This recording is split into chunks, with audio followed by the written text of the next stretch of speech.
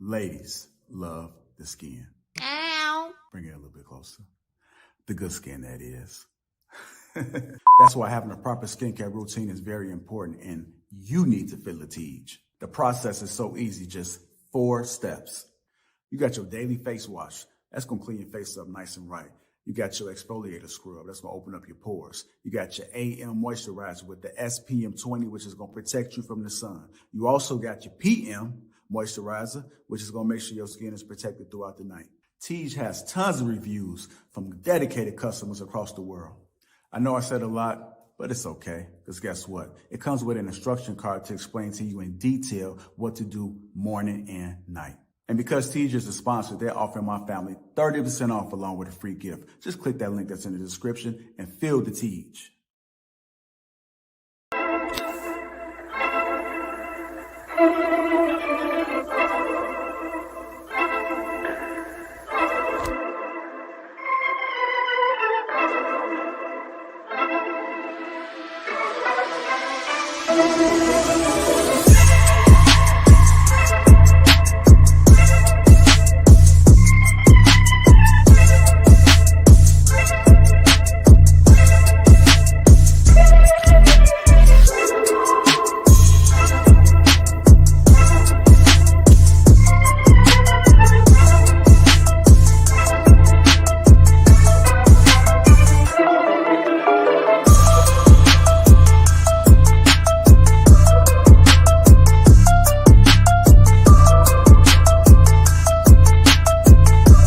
I'm gonna go ahead and dive right into the main topic, and then we're gonna dial it back. But people only want gratification for themselves, but they're not willing to make sacrifices for others.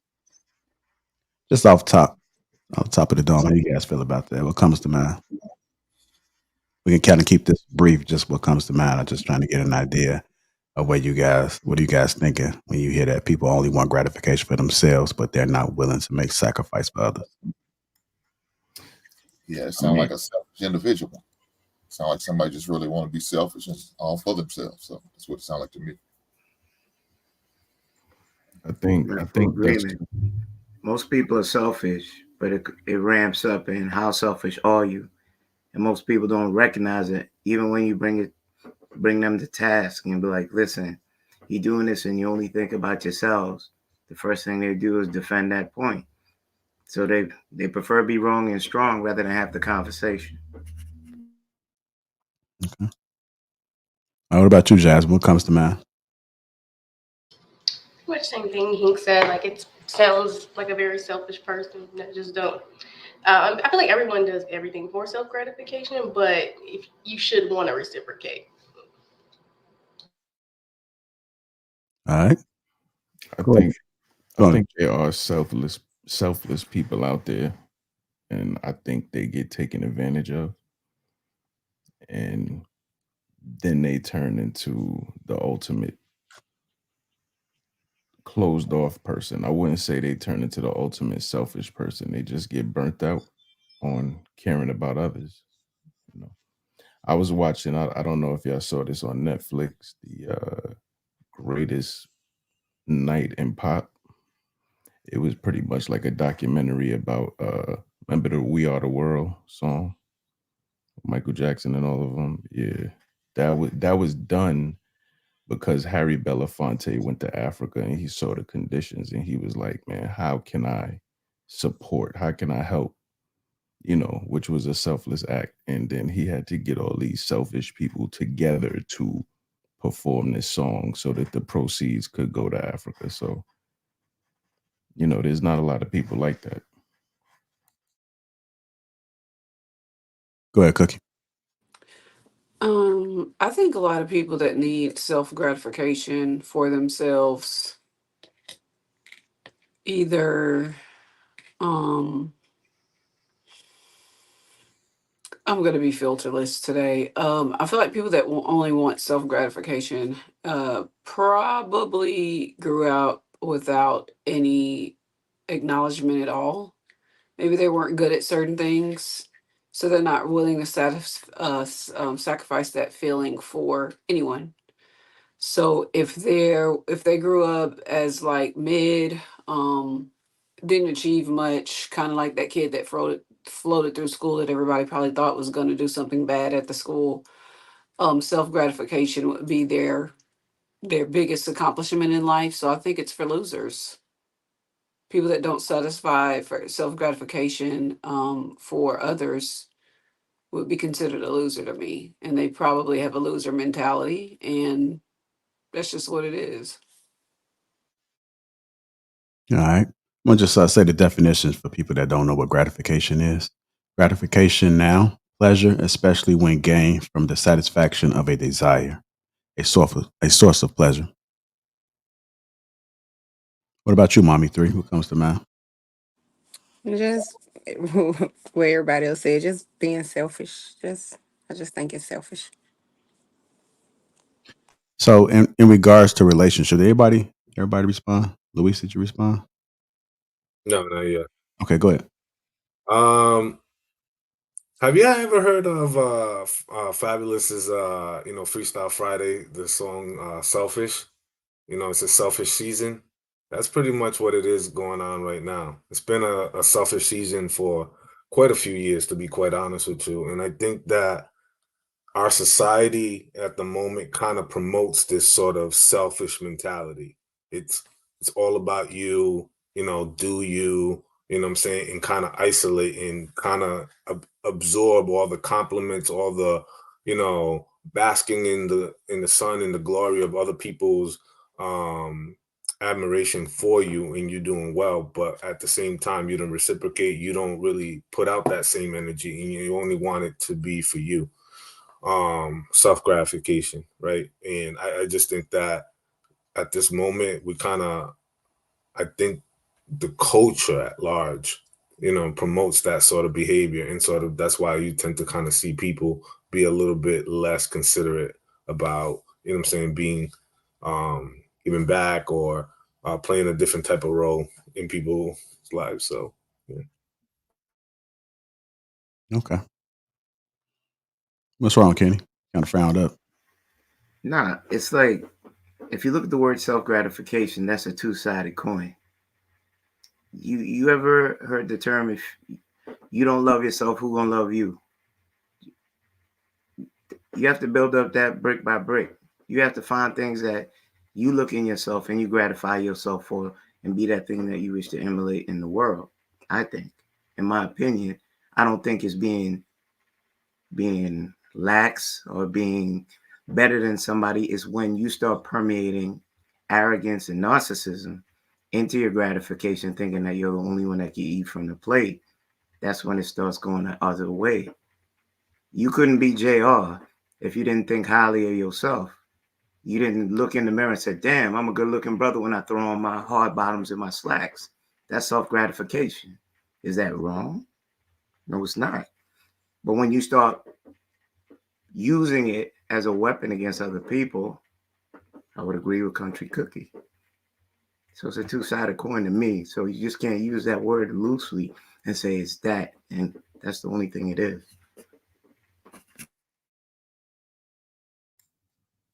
All right. Go ahead, Jay. No, I'm saying, and there's a lot of us that don't know that we're selfish, until other people point it out or until we have an excess of not receiving that gratification. Then you see the real personality start to ooze out. Like, okay, you in it for yourself. A lot of us don't know. And a lot of people are in professions where those things help them succeed. So if selfishness or narcissism, if you're in a field where that's one of the things that help you excel, what are you going to do? So wait, Jay, so you don't know as a grown person when you're treating someone bad or shitty, or when you're getting one over on somebody. You're not cognizant of it. Most adults aren't. I would say you would be surprised. Me personally, yes. But you would be surprised. I mean, there's kids that have gone through the entire school system without learning how to read. They've reached 20 years old without knowing how to read. So the fact that an adult or a human being could get to 35, 40 years old and not realize that they're self-absorbed and selfish, that's absolutely possible. It skips through the cracks. You have an insulation of people who you know what I'm saying, enablers.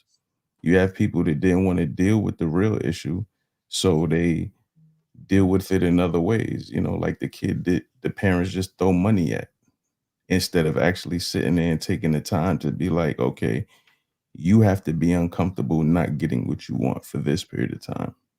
You're just gonna have to stew in it. You're gonna have to figure something out to deal with not having.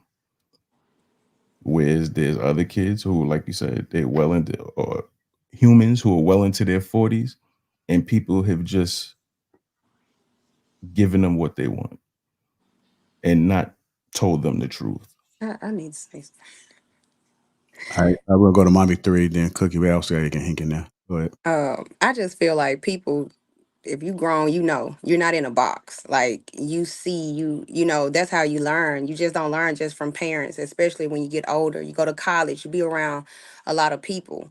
So I feel like they know they just don't want to accept that. But then again, I feel like it is okay to be in your season, especially when you become a person of always saying yes. Sometimes people feel like they have to please other. They always have to say yes to everybody, and people will use them, and you know, everybody call on you for things, but when you struggling, you have no one to call on. And then all of a sudden, you stop. You say, "Look, I'm finna be in my season. I'm finna be selfish with the things that I have to offer." People have to work for those things now because you're so used to saying yes. So I just feel like it's okay as long as you're not like, just like Kenny said, when you input all these other things, being manipulative and feeling like that, you know, you kind of abuse that.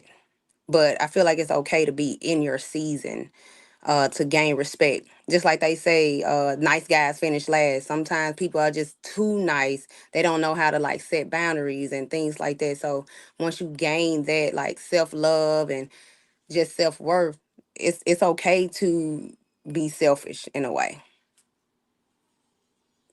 That's all I say. All right, go ahead, Cookie.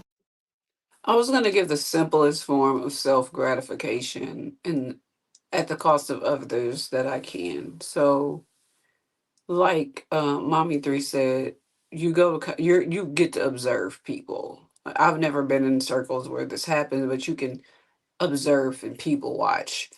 It's like that one chick whose confidence is so low in the group.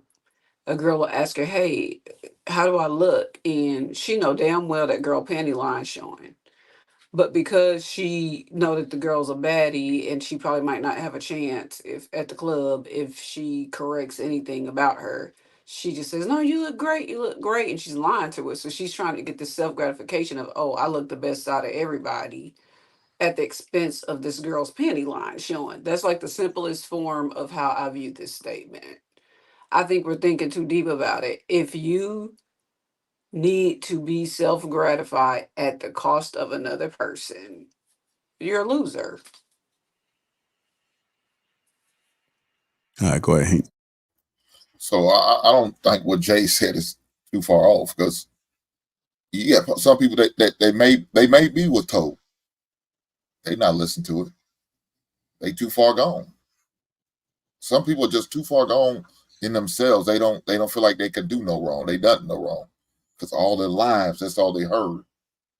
They've been pacified. They've been coddled. They've been catered to. The parents didn't tell them no difference. The friends, the circle friends, they strategically pick certain friends because they know they're going to pick the yes man or the yes woman, because they know they're not going to say anything against them for various reasons.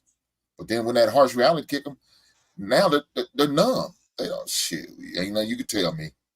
I got 25 years of hearing I'm that person. I'm not selfish. I give. What do you give? Because you donated to the Crusade for Children maybe one time, or you dropped a dollar or two in the Salvation Army bucket during the holidays? Yeah, that's some bullshit. But That's the way some people are. All right, I'm gonna go ahead and play this clip to give a little bit of context. And I just did see you come off the mic. I'll go to you next. We can come back. Was willing to work 7 years to get Rachel. He went through a traumatic situation to get her. After he got her, he still had to work another 7 years, which means he had to work to get her and he had to work to keep her. A lot of y'all work to get the person, but once you got them, you stop working. Every morning you say, "Grand Rising Queen.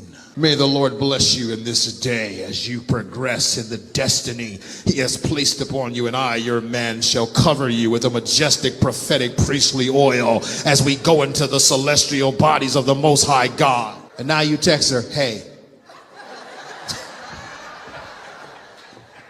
you don't want to work no more. You used to do your hair every time he said he was going to stop by. Hey, girl. Hey, I'm around the corner. You up?" Yeah, I'm up. I'll be there in 5 minutes. Okay. Lord Jesus. Now he gets stank breath, bonnet on the head, holes in the pajamas. It's something in the refrigerator for you to heat up. We work to get, we don't work to keep. If you're not willing to put in the work to get and to keep, you're not ready to work. And marriage takes work. Friendship takes work. Parenting takes work. All of these things require a responsibility of love distribution and love reception. If God had to sacrifice something to get us, you got to sacrifice something to get somebody else. See, but we don't want to sacrifice nothing. She knew how I was when she met me, and I do blame her because you was trying to change him in the bedroom. You tried to change her with your wallet. If you got to pay to get her, you're going to have to pay to keep her. If you got to manipulate to get them, you're going to have to manipulate to keep them. If you had to lie to get them, then you have to lie to keep them. Stop giving people a false representation of yourself. If you want longevity in anything, you must sacrifice, which is why a lot of these kids are frustrated because they weren't born out of black love. They were born out of brown liquor. So now you don't want to sacrifice them. Well, I was going to buy the new Jordans. You can't buy the new Jordans. You got to get the new diapers. I wanted some Givenchy. No, you got to get some Gerber.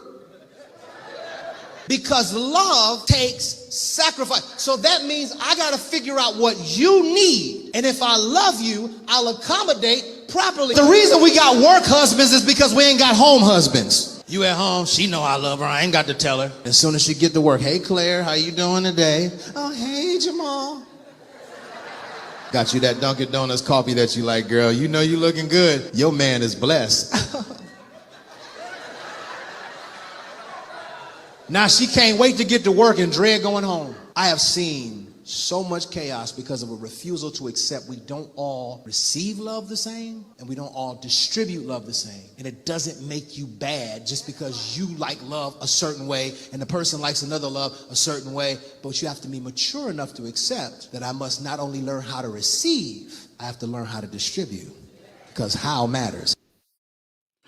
All right, let's go ahead and continue to get into it. Most people only want gratification for themselves, but they're not willing to make sacrifices for others. Jay, I know you came out the mic before I started the video. What did you want to say? Then we'll go ahead and dive deep into this topic. Oh, nah, the video was bars, man. I mean, I've definitely been there, where you take somebody for granted. You know what I mean? Like you don't work as hard to keep them as you did to get them, and it's a bad feeling. But then I've been in situations where, you have to do stuff to appease somebody. You have to do stuff even against your will. It don't feel good, like you said, even to nurture friendships. There's a lot of stuff I do for friends that I'm like, what? Your car broke down? You 80 miles out? I'm in the house, comfortable, Netflix show, whatever. Damn, I gotta drive 80 miles. Now I could be an asshole and be like, oh, make something up. But nah, that's your friend. If that's your friend, this is where friendship matters. Yo, the stuff that you don't want to do, you do it. Even if you do it with an attitude. I mean, I'm not saying treat them shitty, but you don't feel the best about it internally. All right, go ahead, Jasmine. What were your thoughts about it? I seen you was agreeing, saying you really enjoyed that. Yeah, no, it was really good. And I definitely agree. I feel like a lot of people put in a lot of work in the beginning just to claim the prize. And then once they got it, it's like, all right, now what? And then that's where you feel that like 2 year, 3 year itch and all that. Like that's happened to me just personally where it's like, I'm a long-term relationship person. So like if I stay in a relationship longer than like 2 to 3 years or something, and I see like you're not trying as hard as you were in the beginning, then I'm like, all right, so what are we doing here? Like we can call this a day. So especially if they're not like trying to propose or anything like that. Like I think my longest relationship was 6 years and no proposal, no ring. So it's just like, oh, you wanted the prize, you wanted the thing, but now what? You're not trying to buy the whole cow. So yeah, and there was a lot of that. Oh, you're so this grand rising, all that extraness, and then at the end it's like, oh, okay, what are you doing? I think it's just you get comfortable, like you get that gratification, and you feel the reprise of being like, oh my gosh, like I won, I did it. And then after that, you're on to the next big thing. Like, so if that person's career driven now, they're focused on that. They don't care so much about the relationship because they got it already. So it's yeah, it's annoying. But me personally, I feel like I do gratification where it's like, when I say instant gratification, I feel like I'm doing it because it makes me feel good. So like Jay was saying, I do things for my friends. It's annoying, like the amount of stuff I have to do for them because they're very needy. But then it's like, I feel good that I was able to do it for them, even though I'm complaining the whole time in my head while I'm doing it. But it makes me feel good that I'm the person they could call on and I could do that for them. And I would hope they would do it for me in return if I ever needed it. But I'm not looking for it. I just want to be able to be that for someone. I was just listening to you speaking, and I don't think that you can teach that.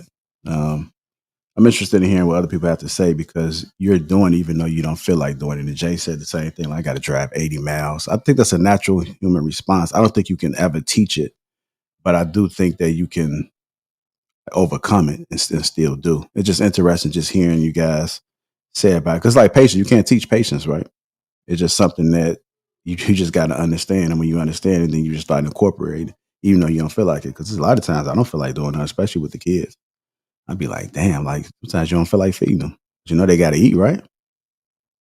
Especially if they want McDonald's every time you pull up the McDonald's. Like, oh my I God. don't do McDonald's now. That McDonald's is some natural. They can say they want it all the time, but I think it's up to us to kind of make sure that we wing them off of this fast food and understand what home. So you cook?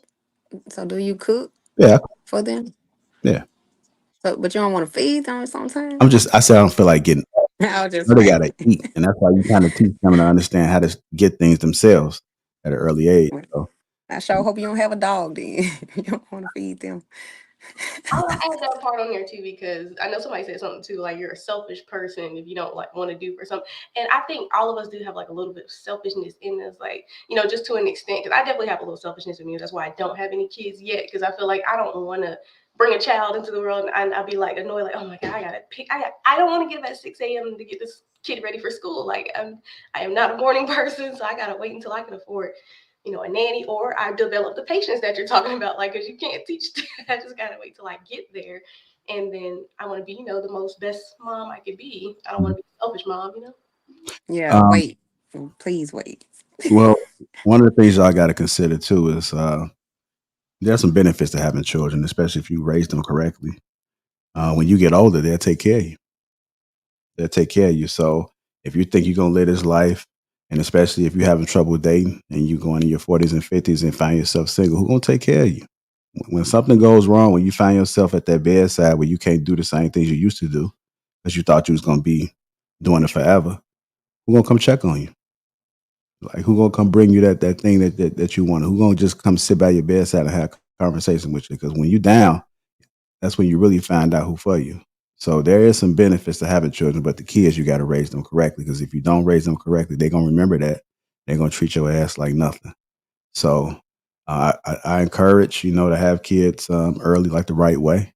Of course, make sure you're bringing them up in a structured environment. But if you don't want to have kids, and I do think you're doing this world a great service as well, because you're not bringing in kids to an unstable environment. So, but if you haven't had children, try to strongly consider it because the earlier you get at it, and then the better you can be in better shape. Because, well, with the food that y'all eating, I say y'all because I don't be eating that BS, but the food that y'all eat nowadays, it's like life is getting shorter and shorter. So go ahead, Luis. What are your thoughts about that, sir? Not what I said, but in particular, the video.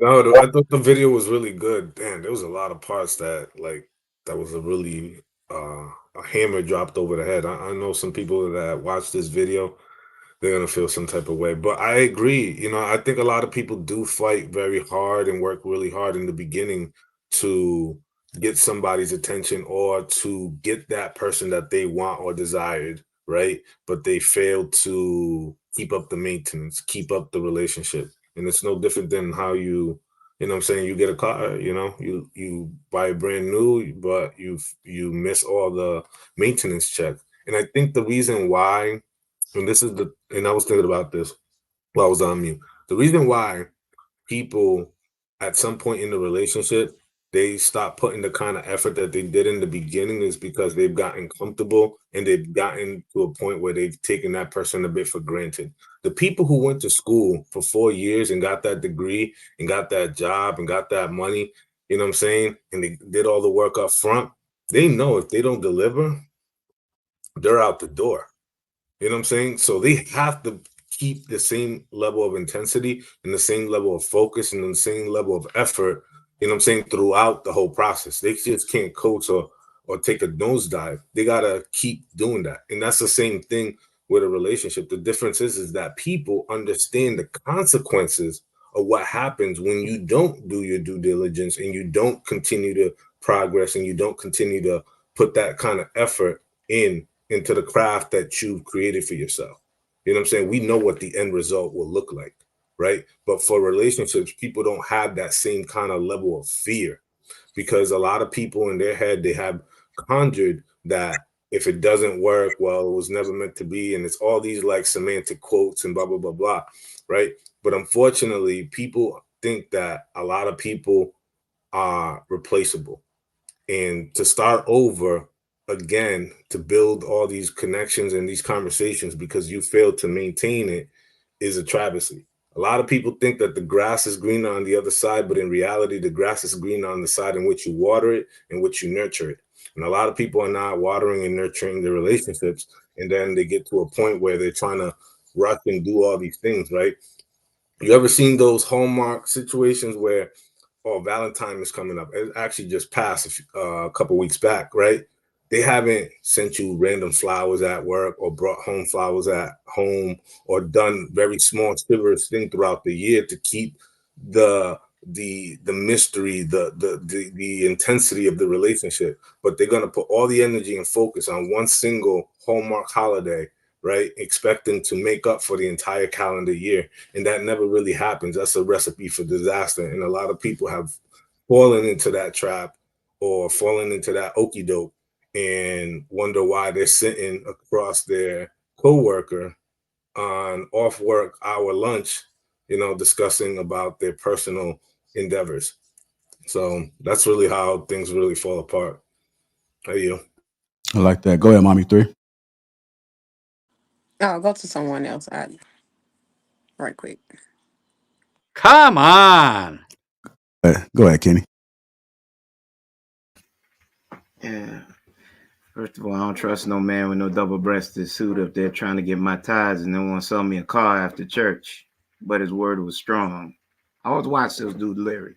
But compromise and trade-offs, all jokes aside, have to be made within any given relationship for it to be successful. I was a victim not knowing that because I used to think I understood the dynamics of keeping a good relationship, but then I had failure after failure.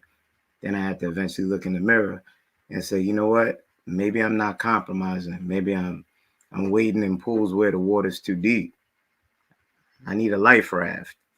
And his points hit. He was 100% on. It's like people have things and they don't realize until they lose it. But once you're in something, I think people get too comfortable and complacent and don't appreciate it. Because people on the outside, like he mentioned, the work husband, why can't you just do that at least twice a week, 3 times a week? Maybe leave a flower, fix her a lunchbox, old school. Don't take too much to let someone know that they're important. And I think we lack that. But Kennedy, you said it perfectly well. Talking about a lifeboat or a life raft, people want their partners to be their lifeboat or their life raft. It's not that they don't have one or have one set up in their life. It's that they're expecting the other person to be that life raft for them, right? And that's really where it becomes very problematic, because instead of them becoming a life raft or an aid, they end up being an anvil, and they can end up sinking the relationship to the bottom. And you touch right back on the initial statement that we're going over, the self-gratification, being able to sacrifice for others. So yeah, Exactly. pretty much. All right, go ahead, Cookie. I think we're avoiding and missing a bigger problem here. I want to say that this is the relationship, oh, losing touch and you lost the interest. That's all great and everything, but I feel like that only happens in situations where you probably are in a forced situation. Because I personally don't know how to lose interest in somebody that I actually care about. They're like, oh, you get bored or you forget what you're doing or you forget everything changes. No, that spark doesn't leave you if you're actually with the person that you're with your person. It would be second nature, just like me shooting a jump shot. You know what I'm saying? Like for me to love on and care about this person. So I think we need to go back and reevaluate who we're linking up with and how this person has the ability to bore you or for you to get bored of them, and really evaluate who we're with. I'm not saying it'll be perfect and butterflies all the time, but to lose your spark means that maybe it was forced to begin with. That's how I feel about it. We had a clear-cut example over the pandemic when people had to shack up and be in someone's presence a whole day. And you saw the most cases of DV, divorces, couples separating, and etc. And these are people that they love, they marry, they're with, they have kids. You'll be surprised, given an example over the pandemic, which is statistically proven, how people could get out of touch with those that they love and get irritated because they're used to a certain format in life. And then it shows, okay, I really don't appreciate this person like I once did. And the adjustments can't be made in a short matter of time. And it's irritating to sit down in this house fighting a pandemic and I have to see this person and this is not my norm anymore. So when you say that, we actually have statistical proof to show otherwise than what We you have statistical proof that people marry people they don't really like know. and We that have they have to have time away from. okay, so you're just making the point again that you not picking wrong. It's just that sometimes you stray from the path and lose somewhat of the semblance and value of what you bought into. That don't mean you don't love that person. That don't mean you didn't assess the person that you were with. Loving Certain things someone and become liking them comfortable. is different. You Hmm? can love people all day long and not like them. And if you do that and you get with that person and don't realize you don't like them till later, then you forced the situation off of love that you probably thought was love, but you can't love someone if you don't like them. That's why you should marry your friends. Okay, Michelle Obama said, I did not like Barack for 10 years of my marriage, Mm-hmm. but I realized the duty that I swore within my vows. And she took the time and he took the time and they worked on what they didn't like and made it better. So I'm Mm-hmm. not seeing where you're going with this. They compromised. They I didn't start get a divorce. I started with trade-offs and compromises, but you said that No, wasn't you valid. started off with divorce No, I in started off with COVID. trade-offs and compromises have to be made. Remember the life raft statement that I made? Oh boy, I lost that. Oh yeah. Okay. Whatever you. Yeah, but the pandemic is a really good classic example of life escaping people, because you get people into a rat race, right? Where it's just work, after work stuff, kids, and then home, right? There's very little to no quality time spent between certain couples and whatever their dynamic situation. And sort of it took the pandemic to slow people down and keep people in their homes for a long extended period of time with their significant others, right? Where they had to share space, where they had to talk about things, where they had to either sacrifice or make certain concessions for them. And they began to kind of reflect and think about, why did I get with this person? How did I fall in love with this person? What are the things that I loved about this person? And are they still present and inherent in this relationship? And if they're not, why am I still in this relationship? And then now they're no longer in alignment with one another. They're not in sync with one another. And then that's when the debates start happening and the arguments start happening. And then the insecurities start to creep in, right? And then it's like, well, you used to do this and now you don't do that anymore. And now you're starting to wonder, like, who you been talking to, hanging out. And now all these things started happening. And that's when you have all those cases pile up. It's the smallest thing that becomes the biggest fire that engulfs a relationship. And a lot of people tend not to realize it until it's too late, because a lot of people don't spend enough quality time with their individual person, because we allow in life sometimes to escape us. All right. Let me get Hink in there. Go ahead, Hink. Shit. Y'all making a lot of good points. I like this. I like this. But as far as the video, I guess is what we're basing the question on, right, JR? The video. He said a lot of great things. I can agree with a lot of things he said, especially about the part about, making babies because of that brown liquor. Shit. Yeah, man, it's a lot of truth to that. I got some cousins and family members that came through because of that brown sauce. It is what it is. But as far as the gratification, yeah, I don't know, man. I'm of the mindset of, I'm gonna treat people how I want to be treated, and that's how I move. And if you treat me disrespectfully, please believe I'm gonna come back at you disrespectfully. Now, if you treat me with love and respect, I got nothing but love and respect for you. So, yeah, this is crazy, man. I'm gonna leave it there. I just don't think a lot of people are actually in love when they get married. That's my whole point about this. Michelle Obama stayed with Barack because she was in love. She didn't like the space they were in at the time, not the fact that Barack stopped doing what he was supposed to do for Michelle. It was his profession and his need to be where she was so she could become first lady that she did not like. It wasn't the actual person of Barack and the person that he become, where he just started neglecting Michelle. That's not what happened.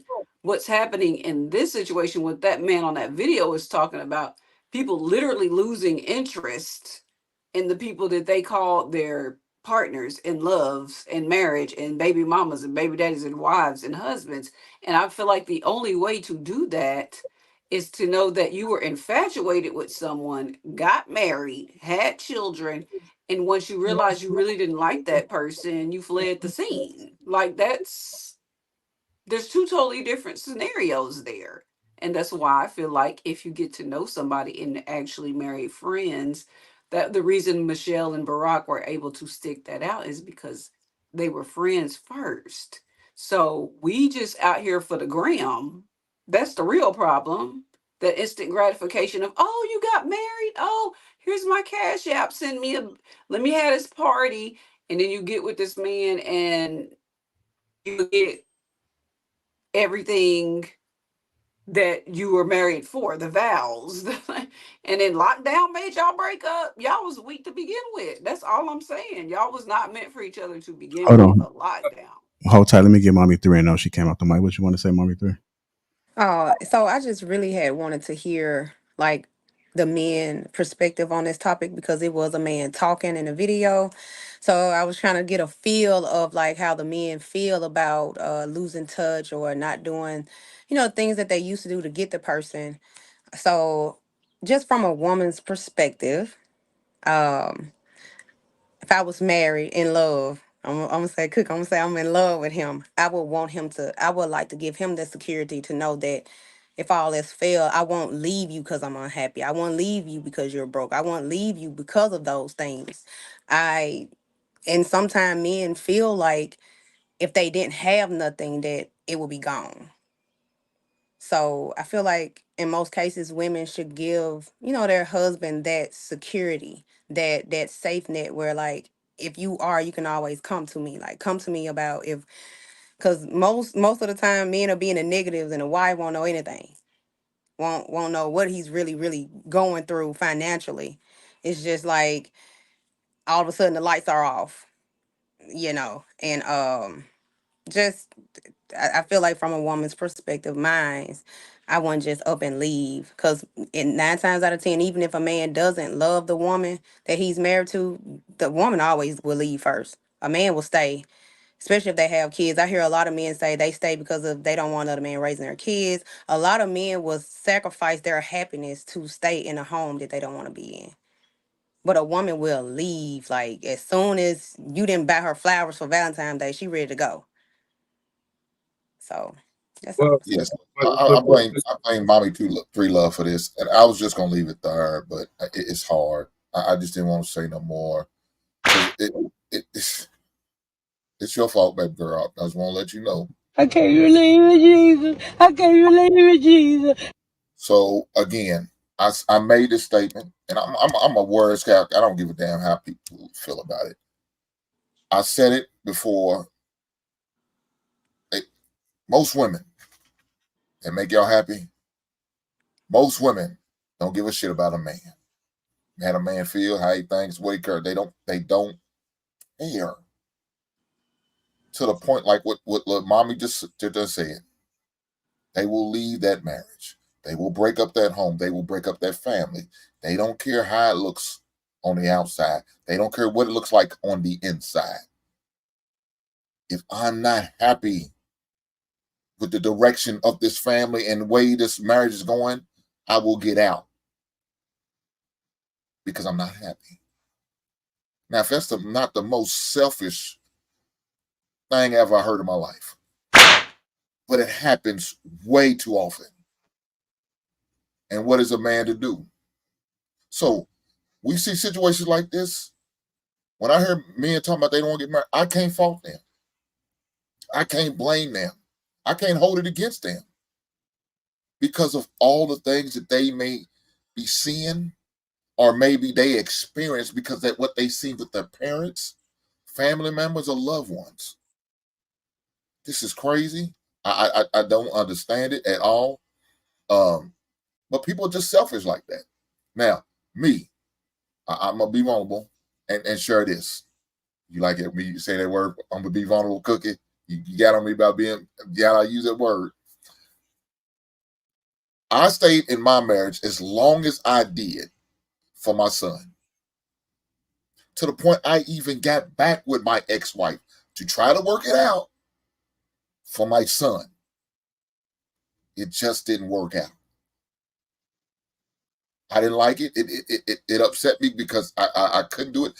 As a man, I felt like a failure. As a man, I felt like a failure. I failed my marriage. I failed my family.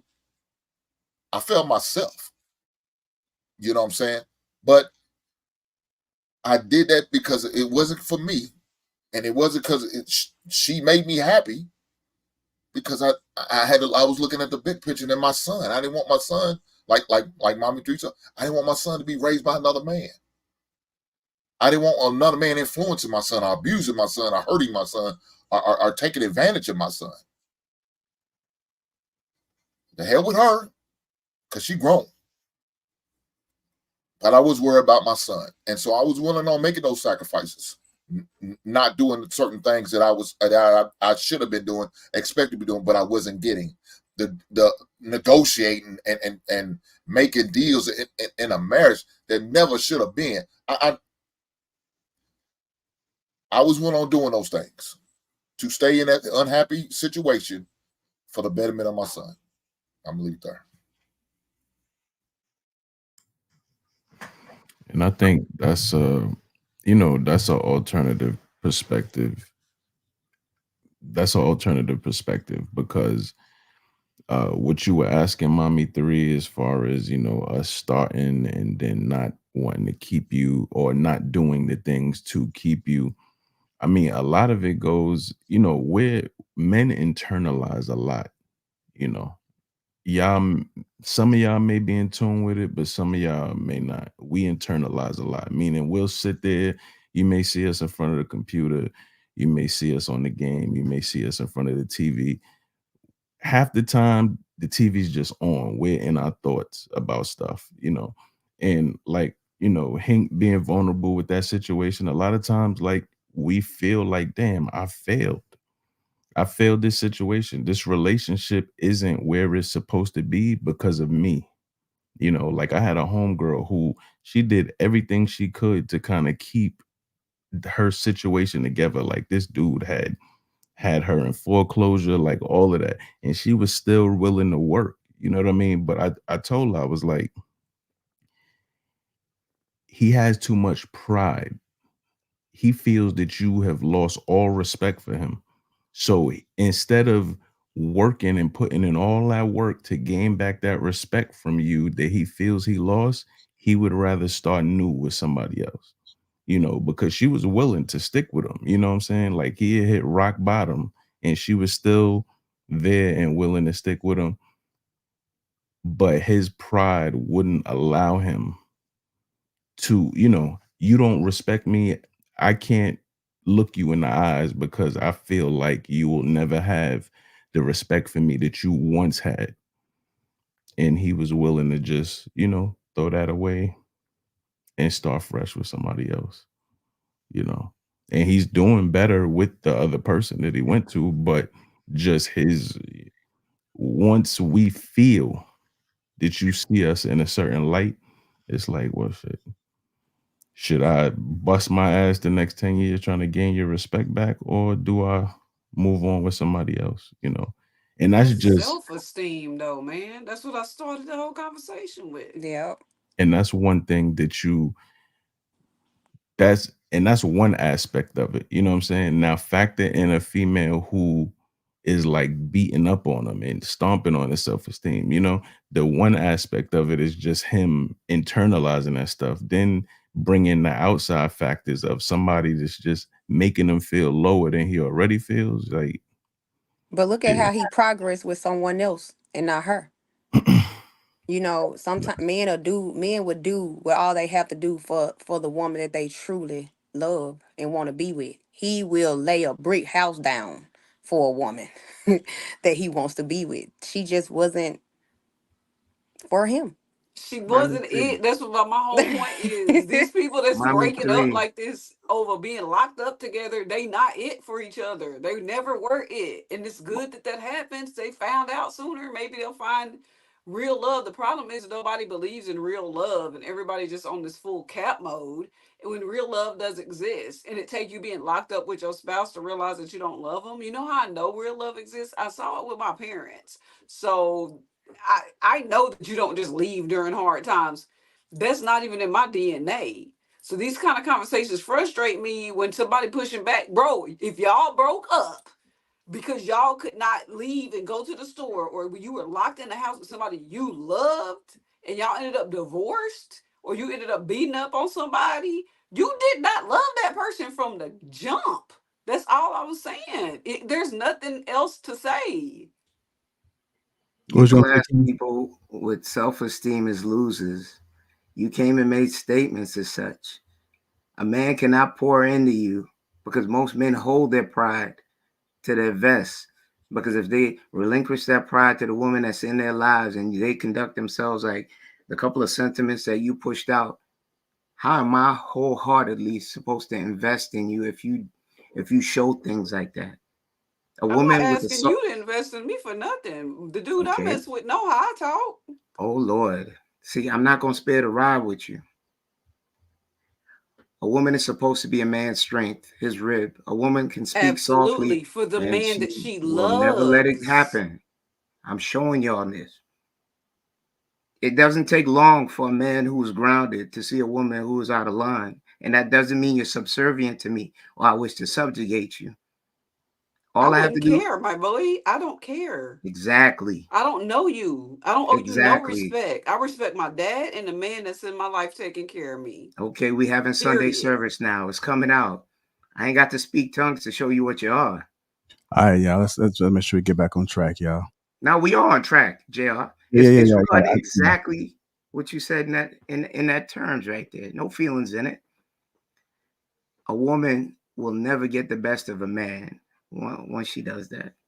A woman should not be conditionally submissive.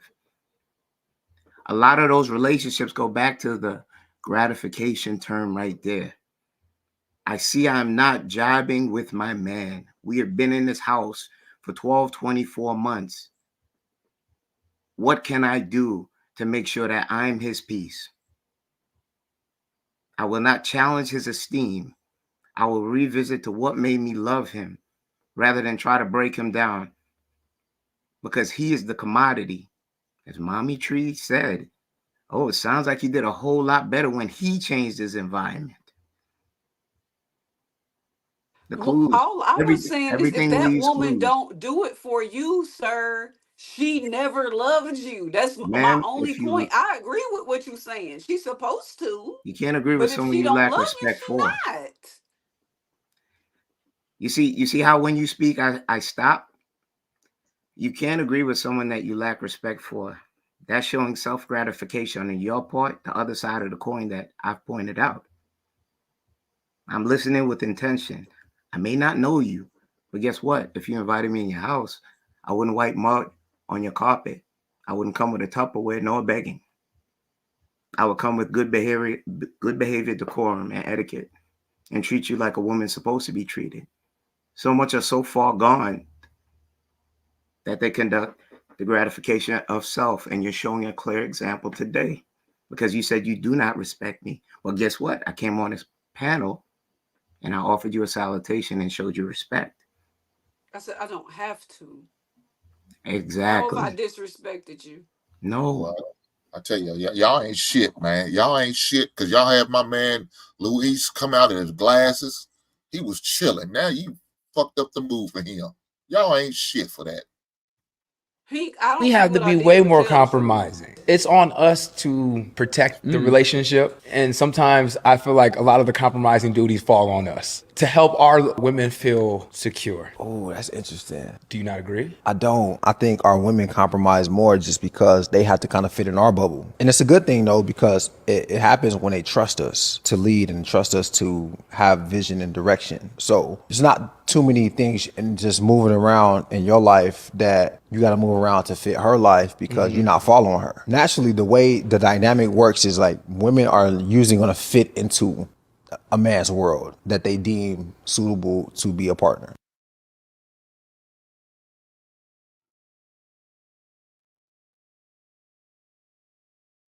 Well, Period. you said period. Why you say period, Cookie? Period, because no matter, just because I'm disagreeing with somebody on the internet, people get upset with me and they get in their feelings. Away from this, I'm a completely different. This is a panel. But all I'm saying is the period is a woman that loves you and wants to be in your space is gonna be a transformer. She'll be a Decepticon. She'll do whatever it is that she needs to make it work. Let me talk more lightly so he doesn't think I'm trying to be masculine. Let me put a little talk in my nose. So if a woman that you are with does not compromise with you on lockdown or during your times that you're broke, whether you had money, whatever reason a woman feels she need to escape from you, that woman never loved you, and that is okay. You will find somebody else to love you. I don't understand why disagreeing all of a sudden you want to tell me about me, sir. I don't know you. All I'm speaking is the truth. And that go both ways. If a man could just skate and be like, I want a divorce, you're annoying. He didn't like that woman from jump. All I'm saying is be more careful about who you marry to begin with, the beginning stages. We ain't even got to go here with the selfishness and the gratitude. If everybody just married somebody they actually loved and cared about, this wouldn't be a conversation, but we don't. And now we here. And then you start lashing out stuff about Bible. Boy, stop. You don't know me like that. Go ahead, Jasmine. It makes me think about that 50-part series, that Risa Tisa thing I've been watching. Like she seemed like a really nice woman, really sweet woman and everything, but she just told a 50-part series of how she was holding her man down and, just believing everything he said, and he was like a pathological liar and like claiming all this money and stuff. So it's like, if she would have Cool. she'd probably be locked up right now for all the scamming that he was doing. So, I agree with what Cookie said. Like, you definitely gotta love the one, and like he's just not the right person for you. But for the right man, you're gonna get to be soft, you're gonna get to be chill, you're gonna get to feel secure, protected, all those different things. Yeah, I think with that 50-part series with her, and like on a man too, like a man can be a representative. They can change to a man can act like he's rich, like he got a car, this and that. It might be a rental, just like with that situation. But when a woman started to transform too, her real colors start to come out too. So it's like it's not always good to get with a woman that would change just because she's just trying to get with you. Then you end up seeing like, damn, this motherfucker really crazy.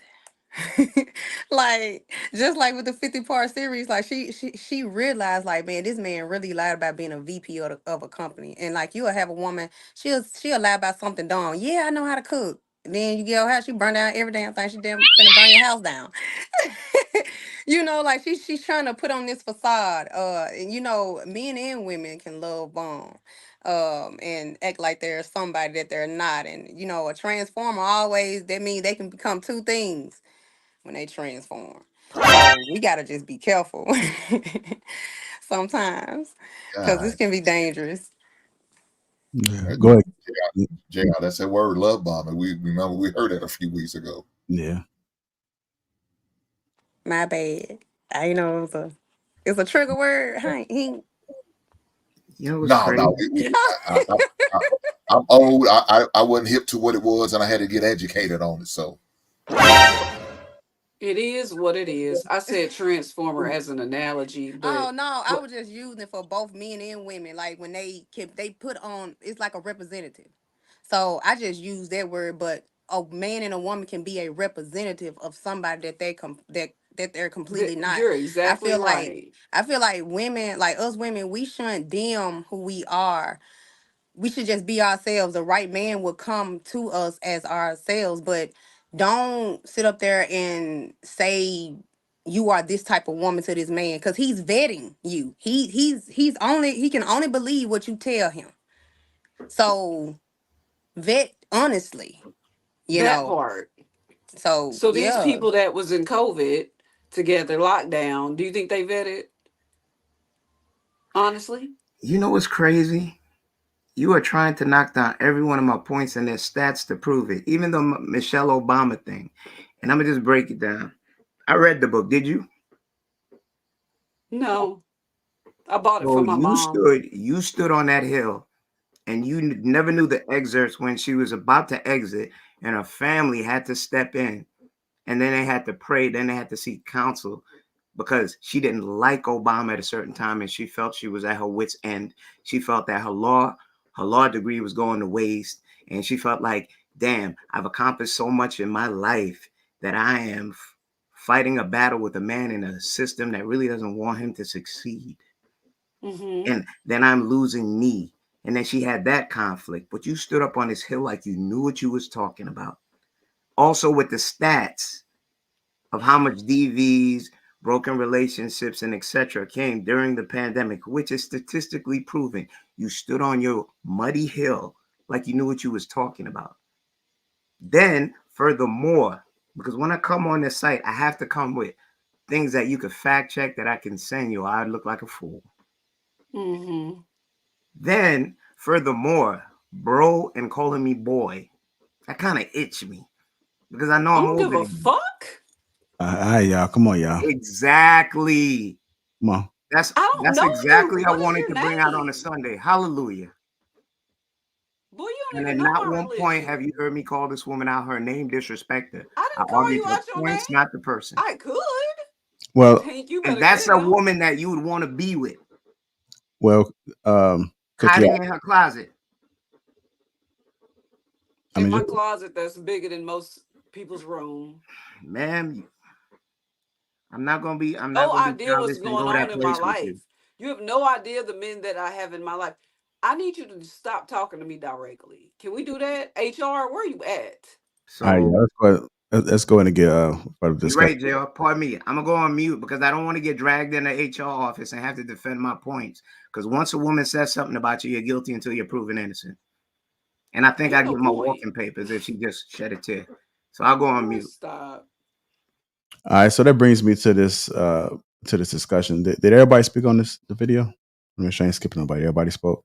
All right, so that gives me into this Porsha, and it's name Simon, right? Simon situation. I do have some slides I'm gonna bring up. I'm not totally in the loop with it, but I'm in the loop with it a little bit, and I think it's some good points that we can kind of take away from it that ties into the main topic. So, Mommy 3, you want to just give a quick maybe paragraph or Jasmine just for the people as far as like who these people are? Jasmine, you know a little something. You know I about mean, I Porsche, don't know a lot. Jasmine? I don't know a lot. Just a little brief. Like I said, Porsha, she was just on Real Housewives. That's the only reason how I know this guy watched that show.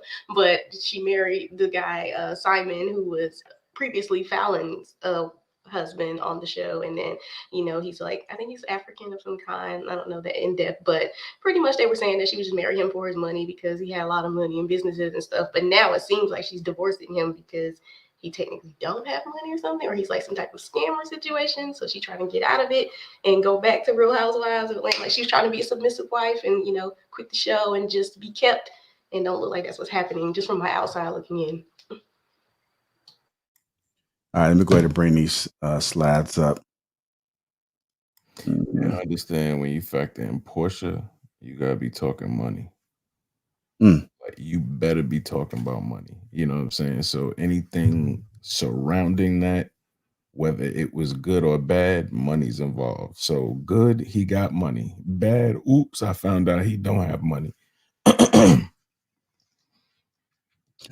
right, so these are slides that I pulled up. So looks like Porsha Williams, she filed for divorce from Simon, and after 15 months of marriage, Porsha Williams and Simon is coming to an end over a year after they tied the knot.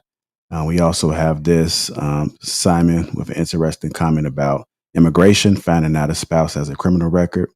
If immigration finds out your sponsor to be if your wife or other has a criminal record, it ain't gonna fly with immigration. Look like Simon responded back by saying, yep. We also had this court document show Simon is fighting for U.S. citizenship, but his crime riddled past keeps getting him denied. Bank fraud, credit card fraud, identity fraud, fake marriages, and multiple felonies. And then we have this from Christian. One says, it saddens me to hear about the divorce. I also think about the vows you both took for better or for worse. The first test that came against your marriage, your wife ran to the divorce court. Respectfully, it makes one think that the marriage was a marriage of convenience and not love. Despite all of that, what about your children whose lives were blended as a family? No one thinks about how the children are affected in the end. Divorce is easy, marriage is hard work. I wish you both the best in your lives ahead. And Simon responds back by saying respect. So Simon, and I think they put out some more messages. There's a couple of more. I think he says some mention that he's going to love his wife until the divorce is final. And I think that she may have responded too by saying, appreciate everybody for keeping them in prayers, something along those lines.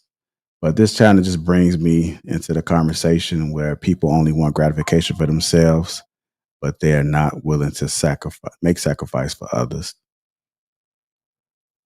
So the panel is open. Anybody want to go ahead and take a stab at it?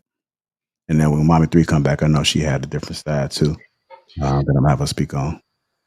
I don't know. I feel like she just rushed into it. Like I don't really think she knew him from a can of paint really when she married. Like she just liked the idea of like who he was she didn't really know, just like Risa Teasa's like, oh, I thought you was this, and just the idea you present, and that was it. Because, you know, a lot of African men show a lot of strength and stuff like that. So it's like that can be very enticing at times. And I just think about all that money they spent on that wedding. It's just ridiculous. Just to get divorced 15 months later, it's wild behavior. But yeah, she definitely just wanted that instant gratification of like, oh, I pulled him. I don't care about how y'all feel. She didn't care about the backlash that it looked at her like, because she was just like, oh, it's mine. It's what I want. But if you really love that person, she really liked him, she wouldn't have divorced him. Like she would have held it out with him, scammer or not, and tried to make it work. All right. Go ahead, mommy. I know you had some other things to kind of add to it. You're in a loop more than I am. Well, the only thing I'm gonna say about this, I'm gonna keep it short. The only thing I gotta say is like that everybody just keeps saying like she got so much money, like she got a bag, she should be good on her own, but like why she can't help her husband if she got the bag too? So it's like I don't know. I'm just I don't know. I just feel like why it's always one way on that situation. Like if the man don't have money, it's done. But Portia has money too. But I don't know if it was long like Simon fraud money. But I'm just saying, like, she just up and left him. Like she's more so about her social media and her reputation when it comes down to it's like she's choosing social media and like her contracts with Real Housewives and things like that, which I understand because that's where her money flow come from. But it's like, why you just leave your husband like that? Like y'all had all these weddings, so now to me, I'm looking at it like, so women just really want a wedding more than a marriage. I've been Like saying that the whole show and that's been so getting talked crazy. bad Like to. she really just wanted that wedding. Like she did not care about that marriage. Ain't no way I'm gonna leave my husband like that and I got money. I'm finna try to find a way to help my damn husband. That's crazy. See, that's what Whoever my make you husband different. is, whoever That's what make God, whoever my husband is, just let him know I'm down for him. that's what make you Back different, to that mommy. life raft example. All right, go ahead, Kenny. What were you saying, Kenny? No, I was giving the mic to Lewis. Oh, I okay. guess. Luis. Oh, no, I could. I'll let him go first. No. I was just kind of pointing out. It kind of goes back to that life raft example that I pointed out earlier when I was talking with Kenny. Yeah, it almost. I don't know how much time was really spent on trying to like really salvage the relationship or the marriage at that point, or what things were trying to be reconciled to figure out like how do we get past this, right? I think that it was a bit of a everybody overboard type of deal. You know what I'm saying? She was trying to get away from the sinking ship, and unfortunately, that's just the story of how that one ends. But I mean, there are countless stories that are similar to that. Listen, is this for clicks? 15 months later, you signed a new deal. 16th season, you're going into Real Wives of Atlanta. You signed another deal with NBC. Is this to like get eyes on you? This is like a whole farce. She's a high price harlot, and I'm gonna say it. And no kid gloves today. He was married. What's that girl, Fallon? That was his wife. She was your co-star. So you was plotting in. So you got him divorced. You jumped on board, thinking you was gonna get that long African money. You probably didn't find out what you liked in it, and tried to work the situation as best you could. Then 15 months later, actually 5 days after saying that he was your ride or die, you put the papers in for divorce. Interesting. Now he's fighting for citizenship. Now he's a scammer. It wasn't a problem when he was taking you to Dubai and all around the world and putting you in Gucci and gold and having you with 5 and 6 star meals and 6 star hotels. It wasn't that, was it? The woman showed her character from the beginning. You was conniving enough to go and knock the other woman out the place so that you could get that place because you had intentions. It didn't work out. The grass, like Lewis said, the grass wasn't green on the other side. So now you got to play the media game and bow out. while disrespecting him, your husband. for better Damage or control. worse. All right. All right, go ahead, Jay. What are your thoughts about it, sir? I think, sometimes we just have to identify what's for entertainment versus what's reality. When you have people like Porsha, Real Housewives, like that stuff is entertainment. It falls in a different category, meaning people will get married because they know that, this will push their brand, or the consumer wants y'all to get married because they feel y'all look good together. So, all y'all brands, if, Porsche got a damn lip gloss company or eyelash business, this marriage and stuff will, raise the stock of their businesses for this. So in this particular situation, I mean, it's for TV. You know what I mean? So it doesn't serve the same detriment. As the only problem with this is that you have real people in real life looking at these situations and thinking that these results or these routines is how it's supposed to go.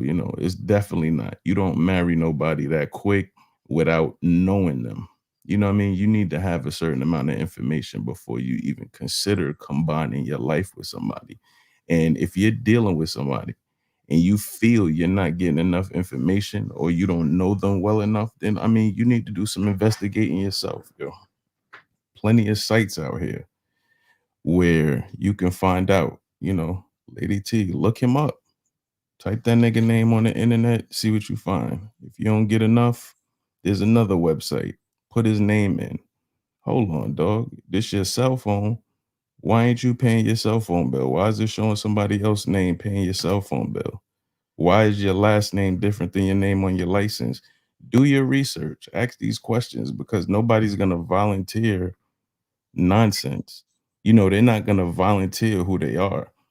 If you feel that a person's not giving you enough information, you research until you get that. Once you have all that information, then you say, okay, this is a good person. Background checks out, just like a job. If they look and they see a cocaine conviction, guess what? You might not be getting that call back. So you got to check these people's background out and find out what's really going on before you tie your life to them. How much debt do they have? They $200,000 in debt? You have to shave that down because I'm zero in debt. So I just bust my ass to be zero in debt, and I'm going to marry somebody who's 200. Fuck out of here. We could date for like 2 years until you knock that off, or not date at all, because I don't work too hard for my numbers to be where they are, and you carelessly, you know what I mean? So my thing is, people like Porsha and that lifestyle, that shit is entertainment. All right. I want to play the clip one more time, man. That cool? About the main clip? Was willing to work 7 years to get Rachel. He Happy went Sunday. through a traumatic situation to get her. After he got her, he still had to work another 7 years, which means he had to work to get her and he had to work to keep her. A lot of y'all work to get the person, but once you got them, you stop working. Every morning you say, Grand Rising Queen. May the Lord bless you in this day as you progress in the destiny he has placed upon you, and I, your man, shall cover you with a majestic prophetic priestly oil as we go into the celestial bodies of the Most High God. And now you text her, hey. You don't want to work no more. You used to do your hair every time he said he was going to stop by. Hey, girl. Hey, I'm around the corner. You up? Yeah, I'm up. I'll be there in 5 minutes. Okay. Lord Jesus. Now he gets stank breath, bonnet on the head, holes in the pajamas. Is something in the refrigerator for you to heat up. We work to get, we don't work to keep. If you're not willing to put in the work to get and to keep, you're not ready to work. And marriage takes work. Friendship takes work. Parenting takes work. All of these things require a responsibility of love distribution and love reception. If God had to sacrifice something to get us, you got to sacrifice something to get somebody else. See, but we don't want to sacrifice Nothing. She knew how I was when she met me, and I do blame her because you was trying to change him in the bedroom. You tried to change her with your wallet. If you gotta pay to get her, you're gonna have to pay to keep her. If you gotta manipulate to get them, you're going to have to manipulate to keep them. If you had to lie to get them, then you have to lie to keep them. Stop giving people a false representation of yourself. If you want longevity in anything, you must sacrifice, which is why a lot of these kids are frustrated because they weren't born out of black love. They were born out of brown liquor.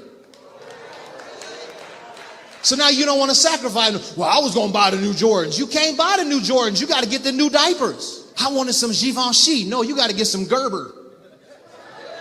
Because love takes sacrifice. So that means I got to figure out what you need. And if I love you, I'll accommodate properly. The reason we got work husbands is because we ain't got home husbands. You at home, she know I love her. I ain't got to tell her. As soon as she get to work, hey, Claire, how you doing today? Oh, hey, Jamal.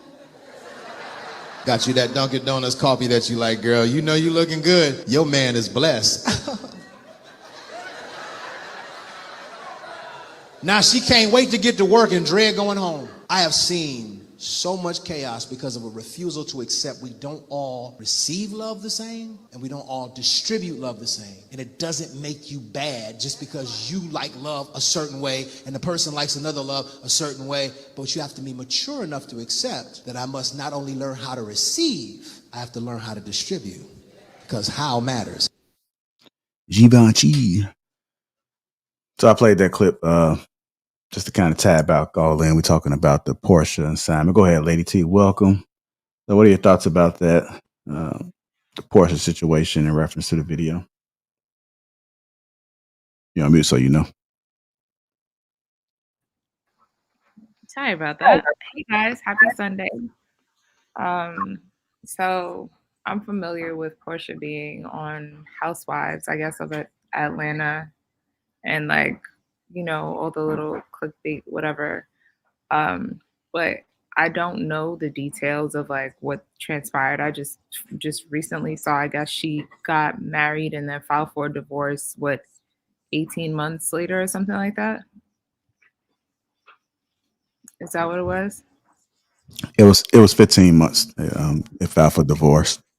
Yeah, and I guess there was some whatever around it. I saw the post and I actually commented on it.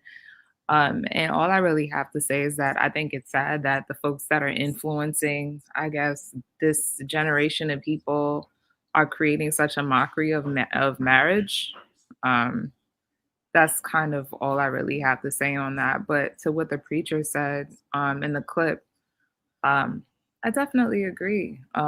People work really hard to get folks present their representative and then don't do much of anything to keep them. So that's totally a thing. I think folks are just selfish these days, like don't want to humble themselves. And I think that love is extremely humbling. So a lack of humility would create like a chaotic and dysfunctional, egotistical space. So that's my take on that. But hey, everyone. What's going on?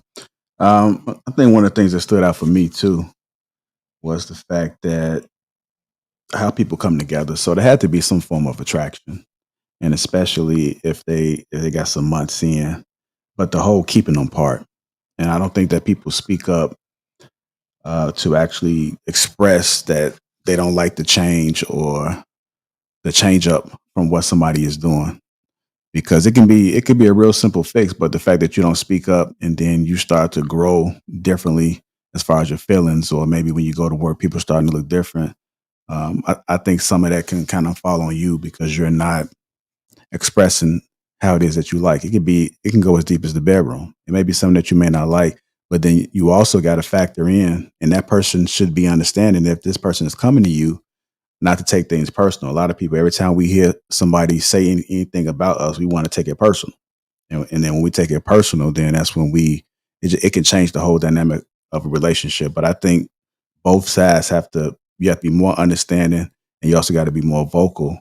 And I think if you put those two together and look at it and say, hey, this is something that's positive versus negative, then I think we can actually start getting somewhere, because we're fighting against each other. People scared to speak up. And then when they do speak up, sometimes it's the way they saying it and how they saying it. And then the person getting easily offended.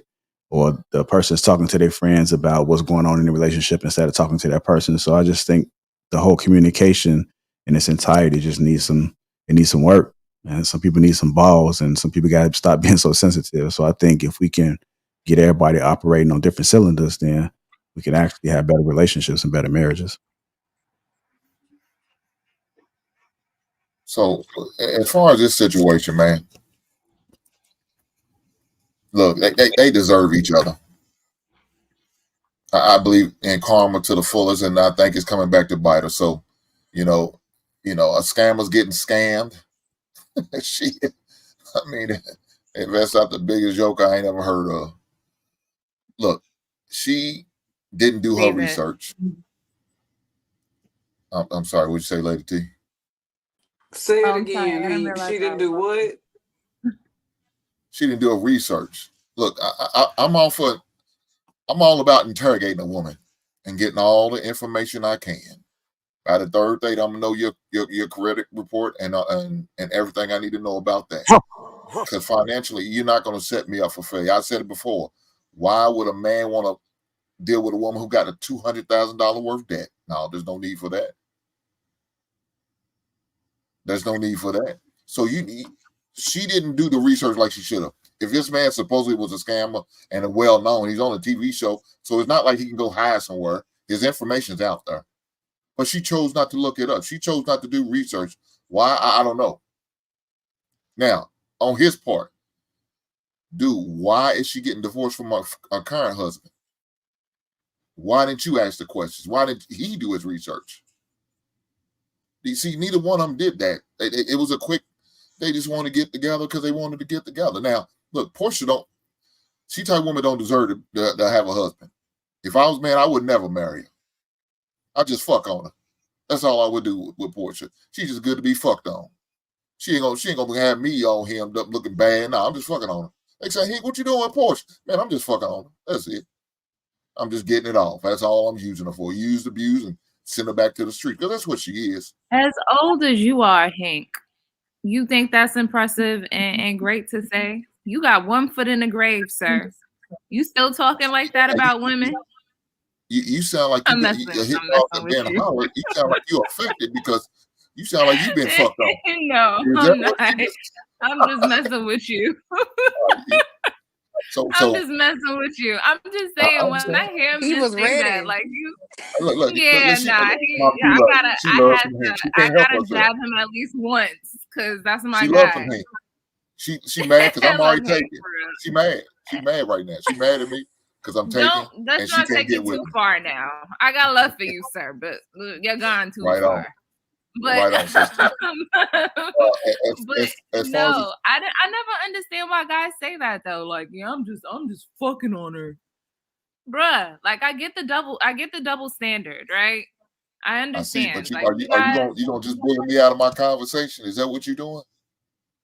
I'm trying to understand. You gonna bully me like that? Yeah, I'm bullying you. Because you be bullying me. It's payback. Sit back and listen. Go ahead, finish. Go ahead. Rest of your femininity, right on. That's what I'm talking about. So, yeah, that's all she good for.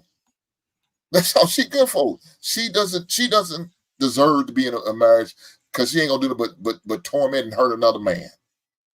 That's all she's going to do. So just fuck on her. So the next man to get rid of her, yeah, just fuck on her crazy ass because she's not serious. It's all about a game for her. It's all about a show. So she want to put on the show. Put on the show. Put on the best. Hell yeah. You know what I'm saying? Put on the best show you possibly can, because that's all she's doing.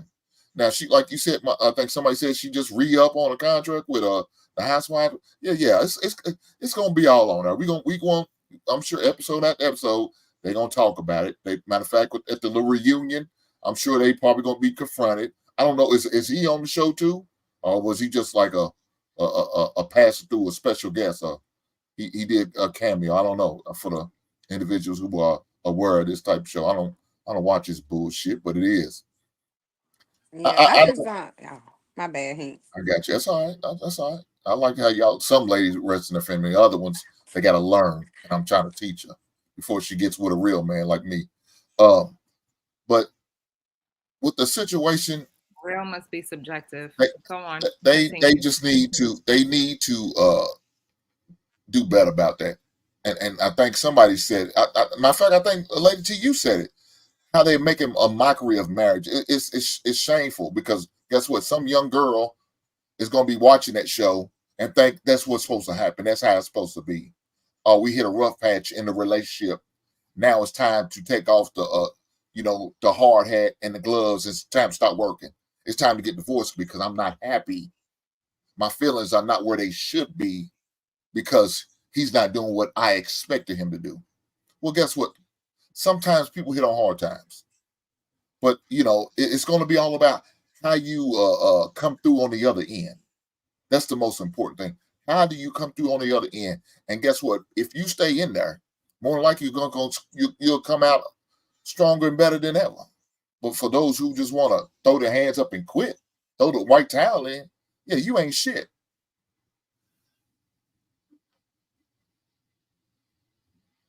All right. You saying something, Lady T? You on mute? Are you talking to us? No, I don't think you're talking to us. Okay. Nah, they busy texting and talking. No. But here's the funny thing. Like Kink. Kenny, don't put that body on me. Don't put that body on No, me. I'm just talking to you directly. I'm not. I could walk in I truth. just about texting and all that. I'm not texting. Nah, no one said you. No one said Wowzers. you. No one said you. Okay, so right on. the truth don't need motivation. She knew that he was married to her co-star. The lady's name is Fallon. She had eyes on her next woman's husband. She did what she needed to do to get within that relationship and become his new wife. How much research did she not do when you pull up his estimated net worth at 40 million per se? That could be skewed to fit anything. How did she not know when she was taking those extravagant trips on his dime? Dubai and those other places, which she bragged about out of her own mouth. He's my ride or die. How did she not know when he threw that extravagant African wedding and you got more dollars on the floor than strip clubs? What happened within a period of 5 days or 15 months where she assessed this man, took her vows and said, you know what, for rich or for poor, sick and health, my ride or die, then I'm filing papers. Then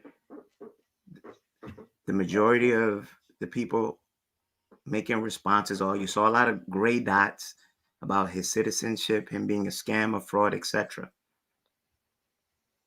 Did she not really do her due diligence? Was she not laying in bed with this man and seeing how he conducted business?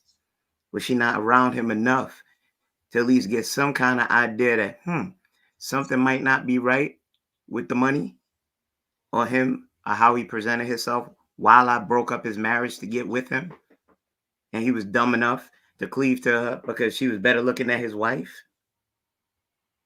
Come on, accountability on both parts. This is a whole train wreck. He's not innocent, nor is she.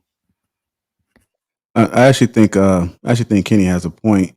One of the things I want to emphasize, and I brought this up before in past conversations, is that you'd be surprised what a lot of people tolerate until it go public.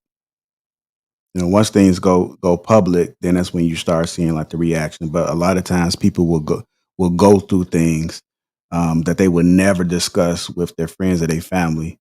And then once it go public, then that's when you start to see a response, because then that's when the embarrassment happens, when the embarrassment comes.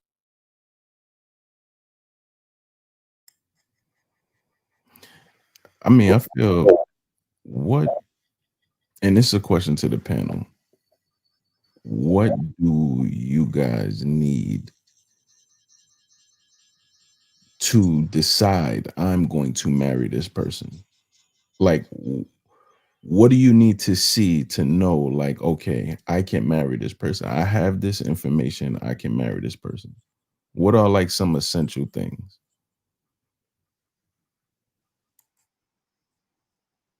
Respect. Oh, go ahead. Go ahead. Anyway. You sure? Oh, that's fine. I would just say, like, Well, definitely has to feel something within myself. Like I can't be without this person. Like if I'm away from them, I feel longing. I feel like, oh, I need to be with them all the time. Like it's not a money thing or, material thing. Like it's more like, how do they make me feel? Like, do I feel protected? Do I feel wanted, desired, like all these different things. So if I feel that all the time and it's like, and they marry, I'm like, oh great, now I get to have you as my person forever. Like I'll just feel secure, locked in, ain't going nowhere. You go broke, I go broke, we just together. So that type of feeling for me. So yeah, it's both feeling and logic for me. The sense of security, me feeling that like that level of respect and reverence for a person, feeling like I can trust him to have my best interest at heart. I can trust him to help me to navigate through this thing called life and have my back, and like a person who I'm protective over. Like if I feel protective over him, almost territorial, not possessive, then like we're on to something. You know what I mean? Because I don't feel like I don't think that you connect and bond with everyone the same way. So yeah, I would require a level of respect, a level of consideration, a level of protection. I would need to know that I have a purpose partner, essentially, someone that like it. At this stage in my life, I've said this the other day. In order for me to know that I could take a man seriously or that I want to be with him, I gotta fall in love with his purpose, because the woman that I am is gonna want to support that. So that's another thing. Like if I totally can understand and respect and align with what it is that you stand for, as well as feel understood by you, because that's a big thing too. And that intimacy is beyond the physical, because I don't have, sex out of committed relationships. So like that intimacy part, like if that's there, I know I want to be with that person. Like I would want to be with that person forever, ideally. But then again, I've never been married, so that's just my opinion. So you could date down. You could love a man that doesn't have as much as you financially. I have. No, I meant presently. Not that you had, like, I did that, like, bucket list. Okay, so I never understand how women know, because I've never dated a man that I've been comfortable asking what he makes financially. But you can kind of tell, like, I date responsible men and I date within my peer group. I know you look confused, but if a man is responsible, he can make less than me and I'll never know because of how he manages his money. You get what I'm saying? So yeah, I'm not confused. I'm listening to your word salad rather than just answer the question. Come on, man. Excuse me? I'm listening to the banter that you're putting out rather than just answering the question. You're putting the icing on the cake. Well, I'm answering the question how I answer the question. It's not really banter. I'm trying to understand your line of questioning. You're using words like peer group, so if you make a certain amount, your peer group makes a certain amount, and that's the pool that you date in.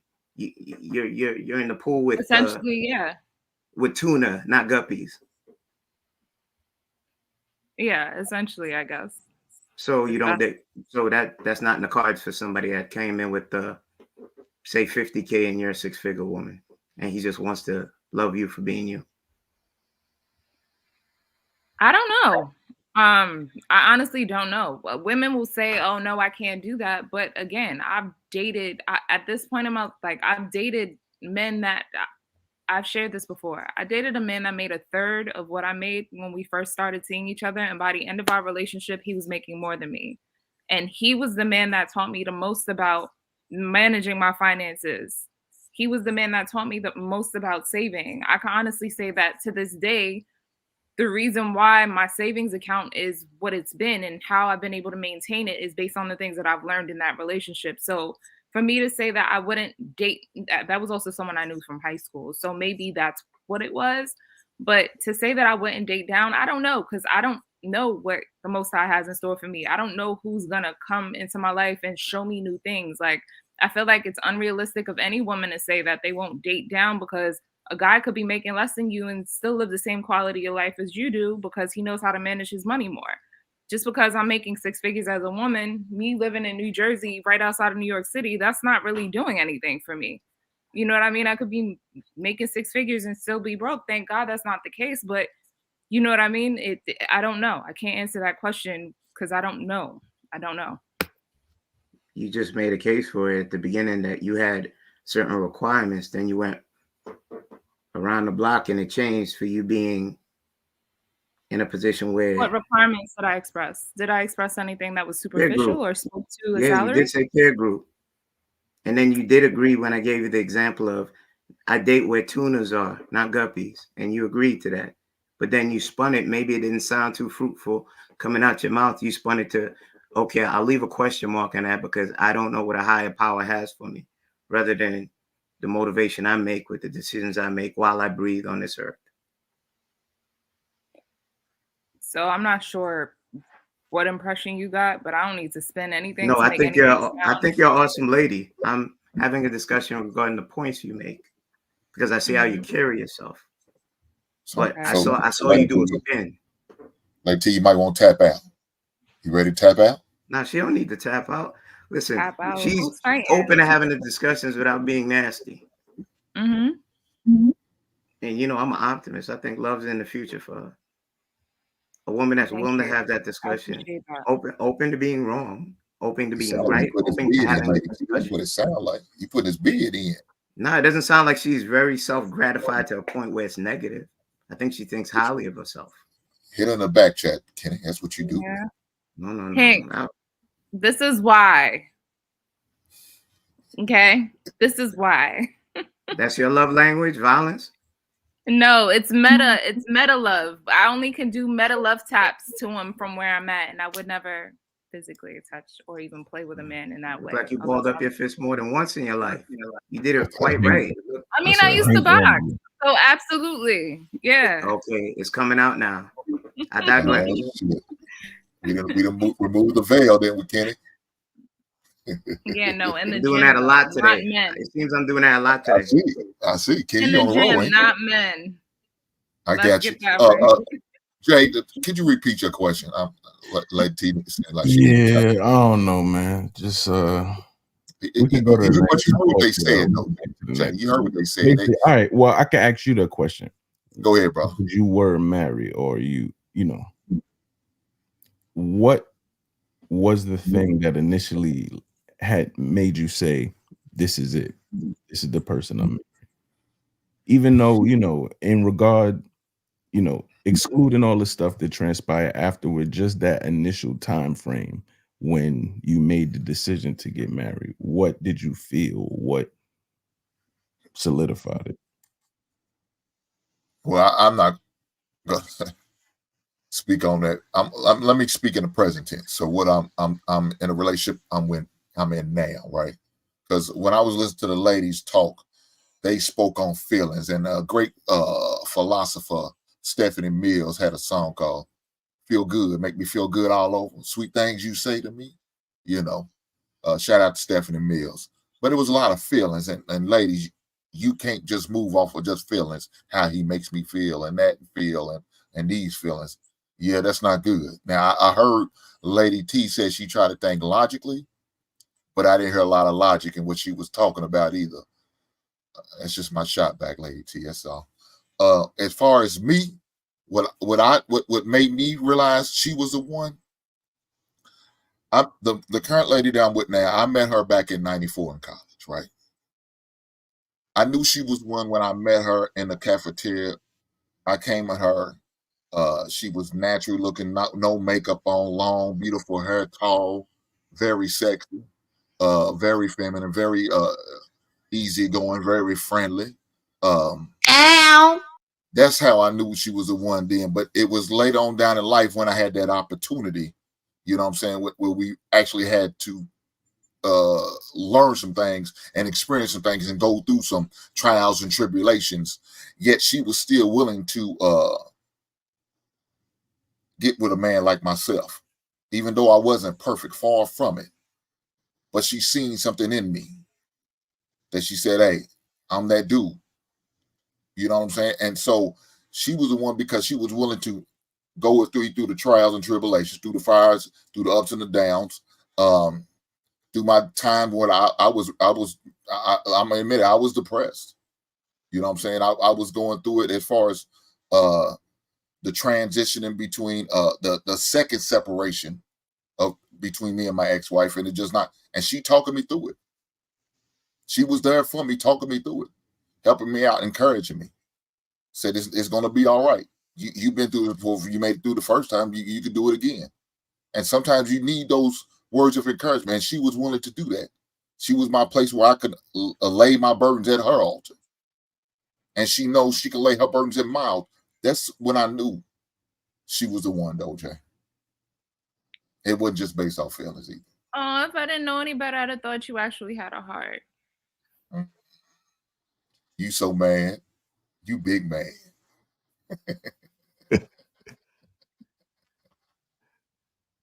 All right. I love y'all, yo. Yeah, man. Yeah. It makes me feel good all over.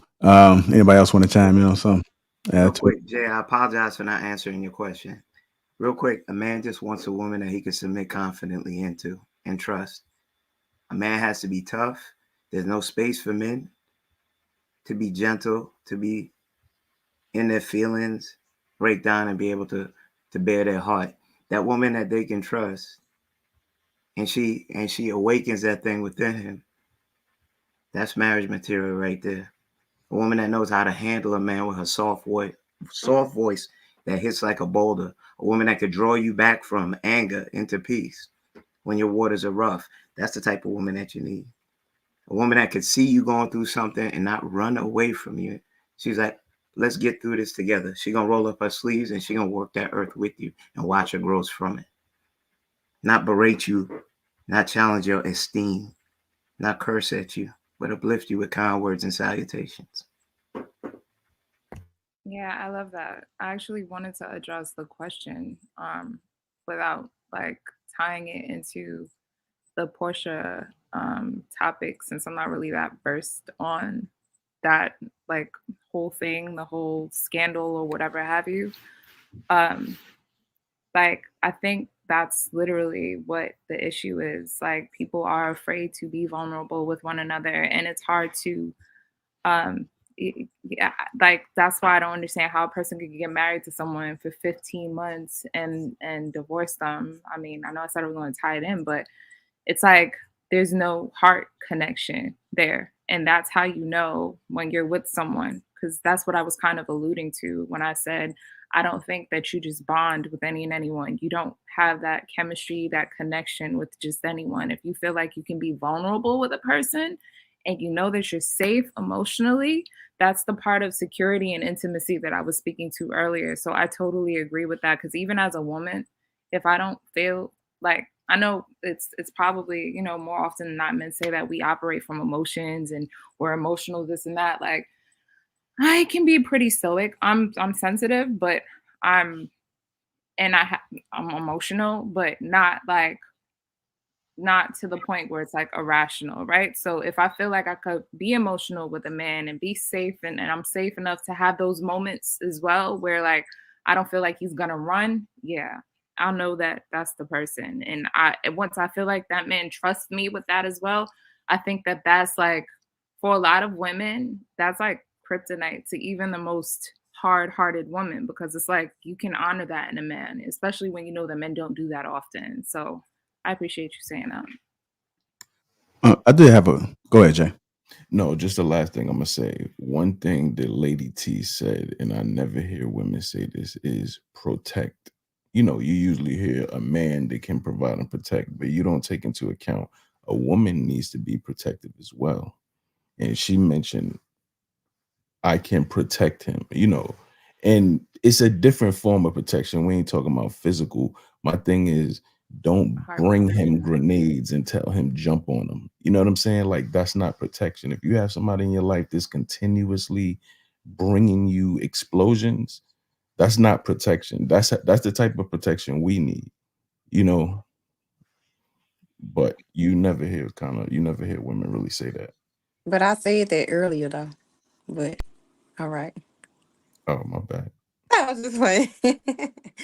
But I did say that earlier that you know, especially in a marriage, that we should also make sure that we let that man know, you know, like we have them. We're not gonna just leave over any little thing. But I'm just gonna speak one more thing about the Porsha situation. I think about like kids, like your daughter been around this man been around your daughter, and then you uploading all this stuff for Father's Day. It was just too extra for me. And I feel like I guess these entertainment people know more than just the average person, because me, I most definitely would have not let my, I wouldn't do that. Um, I feel like you should most definitely protect your kids, especially you was a single mother. And I think when they first started talking, the what's the other guy, Dennis, the other guy that she was with, the baby dad, they taking pictures together, like trying to be one big happy family. She in Africa with the other kids and all these kids involved. Like, I just feel like that was just too much. That was too much. Yeah, involving the kids is like another level of dysfunction. Like that people don't take into consideration the things that they put these kids through. It's like you're giving them stuff to heal from. You're giving them stuff to have to reprogram and have to process and internalize. And it's like, bruh, like keep them out of your stuff. I mean, you would assume that a marriage, you know what I mean, would be something serious, right? But these days, Lord, they don't nothing. Like, she praised him as being a father to her daughter than the father, and he's active. He's not like a deadbeat dad to this little girl. Who, the He's guy not like that a she's future. divorcing?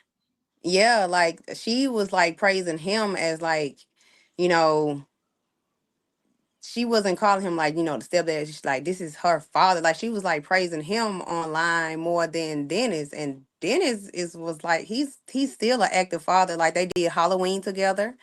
They still do like those type of things together, but just on the regular everyday basis. I think one of her last videos, when she was saying after, I think it was one of their birthdays or something, when they went out of town, and the video before that, it was the daughter and Dennis, not Dennis, but Simon and her. Like, do you understand what you putting that little girl through? And she's But not mommy even three, understanding. but Huh? mommy three, it was just her being a selfish ass ex-wife. That's all it was. She was. Yeah, it's very selfish. That's how she was being selfish. She was trying to be some type of get back or get a lick back or whatever the case may be, to make a statement like that, knowing that the father's in the life and the father's active. Yeah, she was just being a bitter bitch.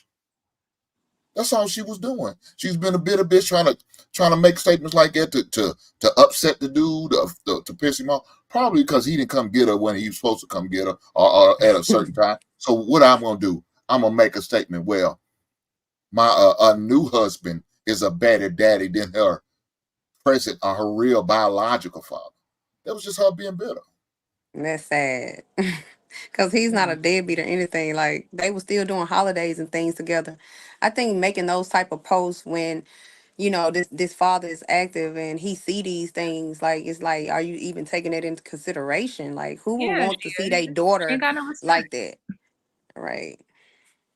So, mommy three, you're building a whole case that doesn't make Porsha look good in this situation, right? It doesn't matter to me. No, I mean, because I don't understand. I'm just a regular person. And I just said it. I don't understand how these influencers and social media world works.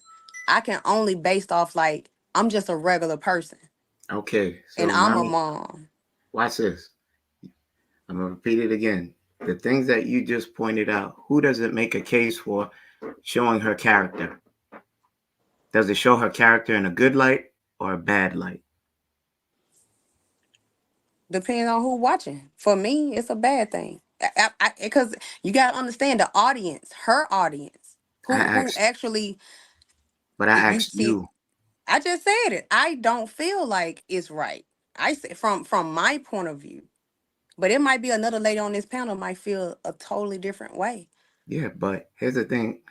I didn't ask them. I asked you because you made some solid points. Yeah, I don't agree.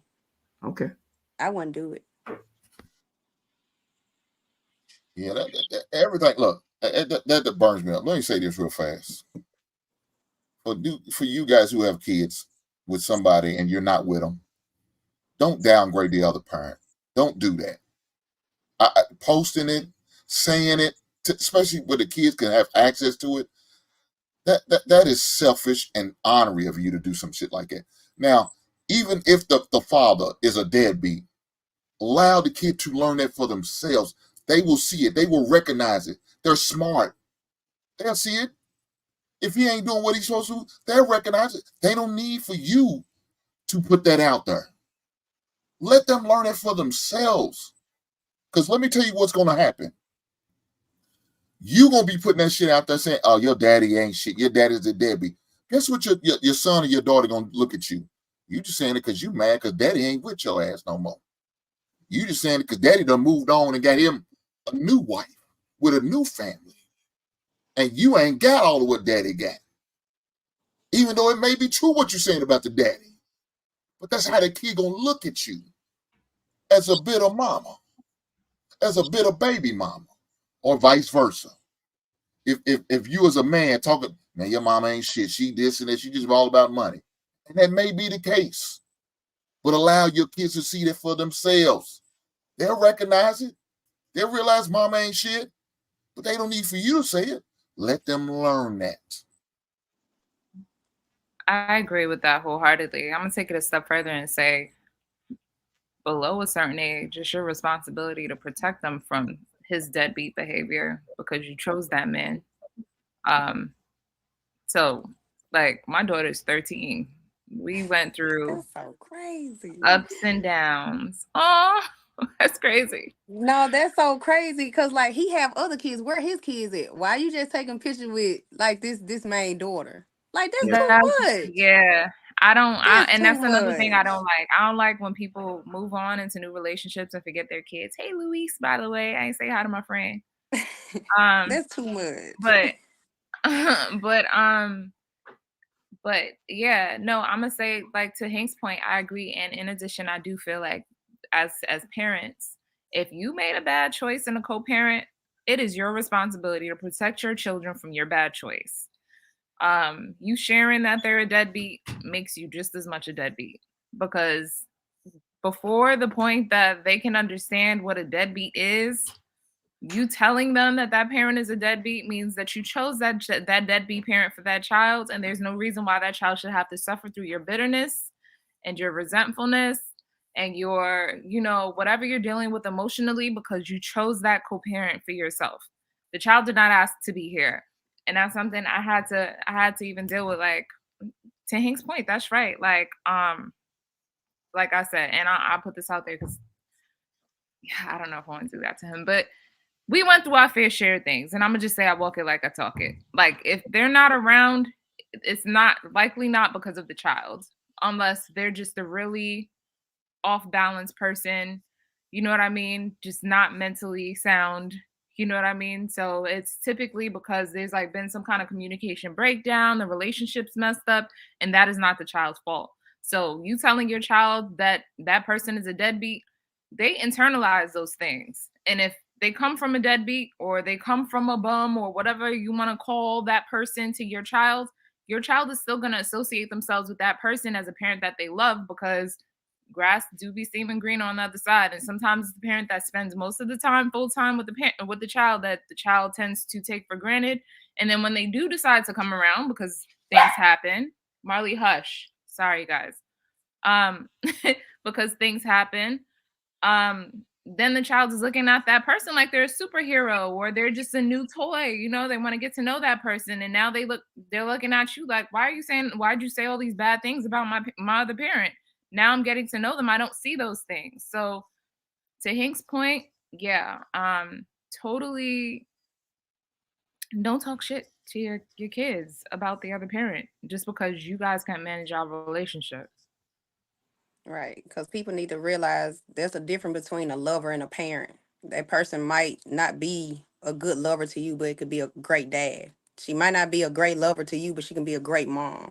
It's a difference. All right. I seen this video. I just want to just slide this in real quick and then get you guys' thoughts on it. Week I saw a video that shook me. And in this video was a ballerina who was dancing so beautifully and so gracefully. She unraveled those point shoes. You saw bleeding, holes in her skin, bruising, and even calluses. We're able to see her calloused feet, but her presence didn't give that off. Wow, that is so good. That's what femininity is being able to be in a callous environment but not have a callous heart. It's the ability to marry grace and strength. Femininity is tender power and gentle strength. It takes courage to be feminine. It takes courage to exude softness when you've had hard times. So the next time you see a woman having the courage to grow in tenderness, in that gentle strength and tender power, congratulate her. Femininity is not weakness. In fact, it's a strength. And the beautiful thing about those ballerinas is not only that they can dance gracefully when their feet are burning, but it's that when we see them, we see no trace of what they've gone through. May that be your word today, that when people see you, all the trauma, the pain, the hardness that you've had to endure, all they will see is gracefulness and tenderness, because you will have no trace. Yeah, so I had to choose myself.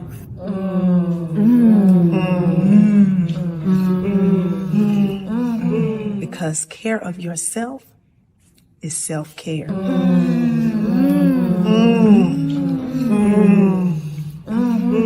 You gotta stand on business.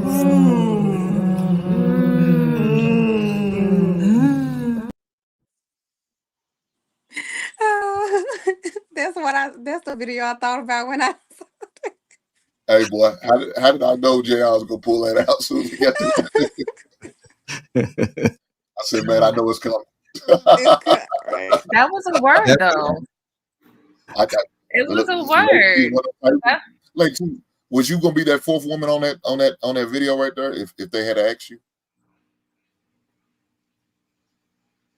Who are you talking to, me?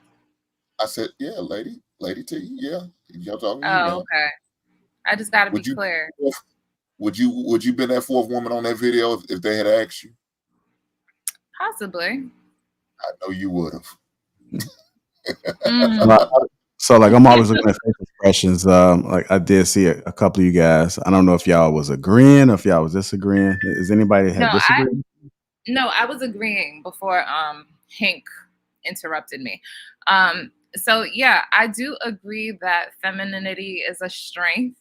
I do think that it is that balance between resilience and strength, like they highlighted. It definitely is about learning how to regulate your emotions, even though a lot of men like to make it seem like women are kids with titties and we can't, control our tantrums and whatever have you. But yeah, it's about having the poise and the grace and the tact to operate while you're probably chaotic and going like overwhelmed and dealing with things and not projecting that out onto people, because you still have to nurture your environment. So yeah, I agree with that. And if you're speaking, Kenny, I can't hear you. So no, I was just talking to myself. From something I observed, I'm not interrupting because you're dropping gems. Oh. Oh man, we got a little connection going on. Yes. What happened? I was just that back, AJ, that back check will be popping in a second. You know what's crazy? I wouldn't know. I don't check them. I don't speak to strangers. Stranger danger. Oh, cut it out. You box. Here we go. So here's the thing. We have gentlemen on this panel that understand the social contract of men. despite how women behave, we're supposed to put our lives on the line for these women. Because if we are the men that we say we are, and they're in danger and harm's way, and we walk past, the contract states that we're supposed to intervene to at least keep them from harm. But those are the most harmful individuals to men nowadays. Like, there's no order, there's no checking, and then I could hold the other ladies accountable because of a certain incident. When a woman comes out of line, when do women check that woman and say, hey, that was a bit much? You made everything got to be a spoonful of honey, but when it's a spoonful of bitters or Buckley's, it hit different. And that's the accountability that's lacked in a lot of these conversations as one screen goes black. Other women holding other women accountable rather than just texting them back and forth. And not addressing the initial issue that we came up here regarding self-gratification. Because once you agree with that contract of how someone is performing with that bad behavior, you're now complicit. And again, at the end of the day, that cliche term, these are the same people that we're supposed to cleave with, love, respect, and die for. And it's just not shown in examples as for, okay, you talk a good one. When it comes to being active, what am I doing to help further this culture and correct bad behaviors? I have something to say. Because he keep coming for me.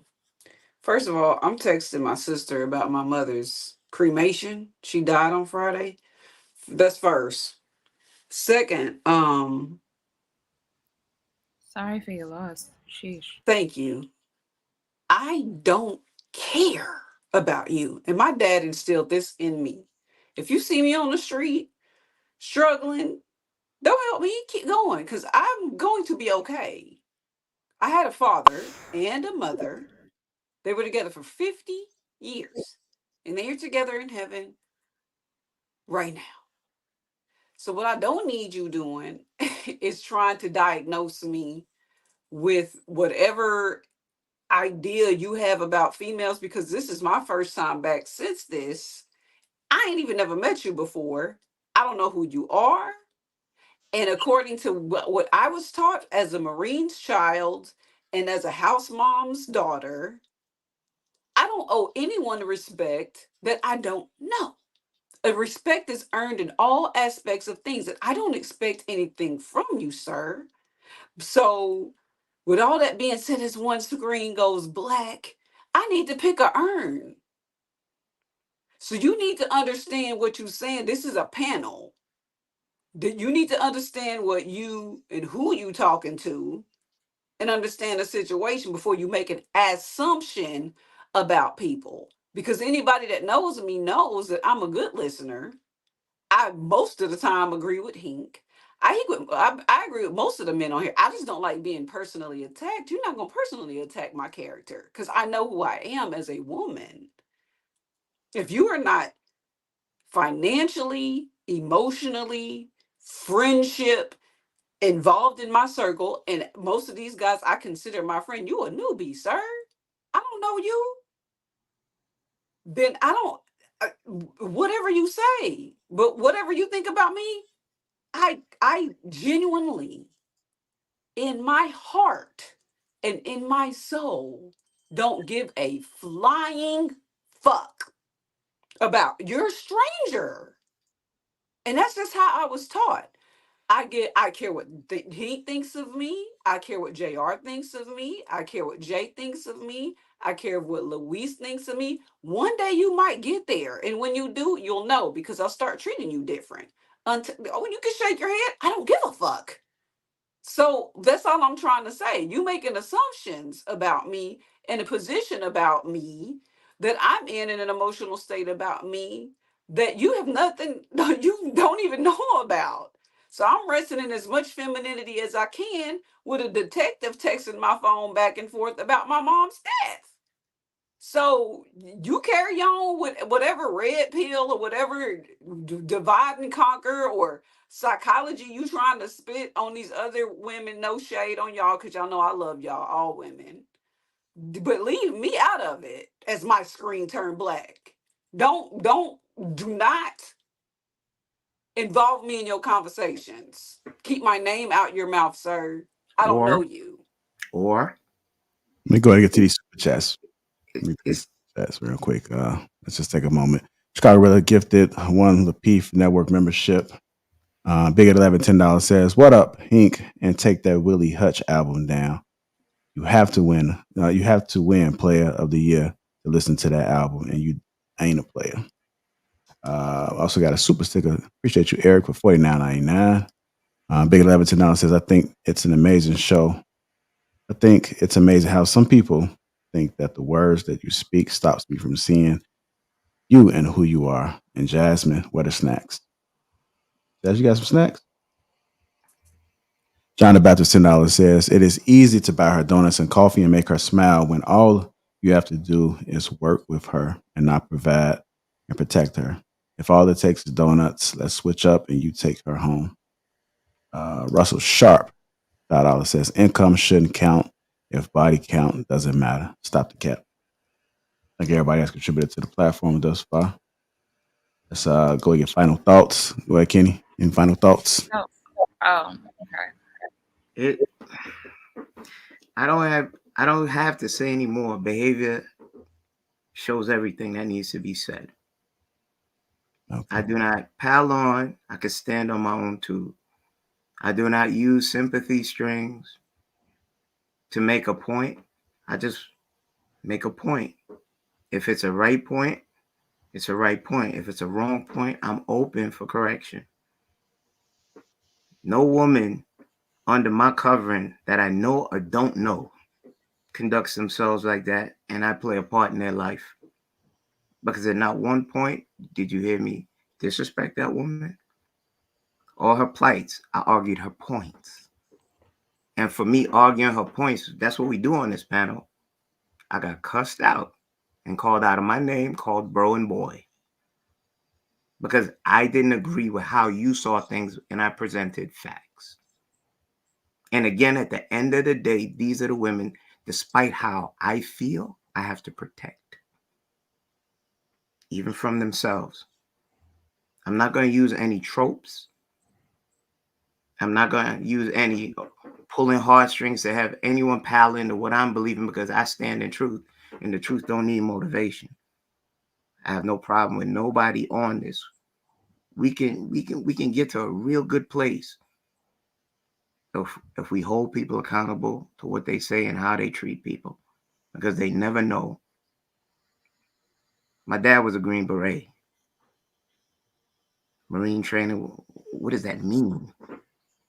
He's no longer here. He died 2 years ago, and I don't use it as a crutch. Well, guess what? Guess what he taught me? You fight for what's right, not for what you feel.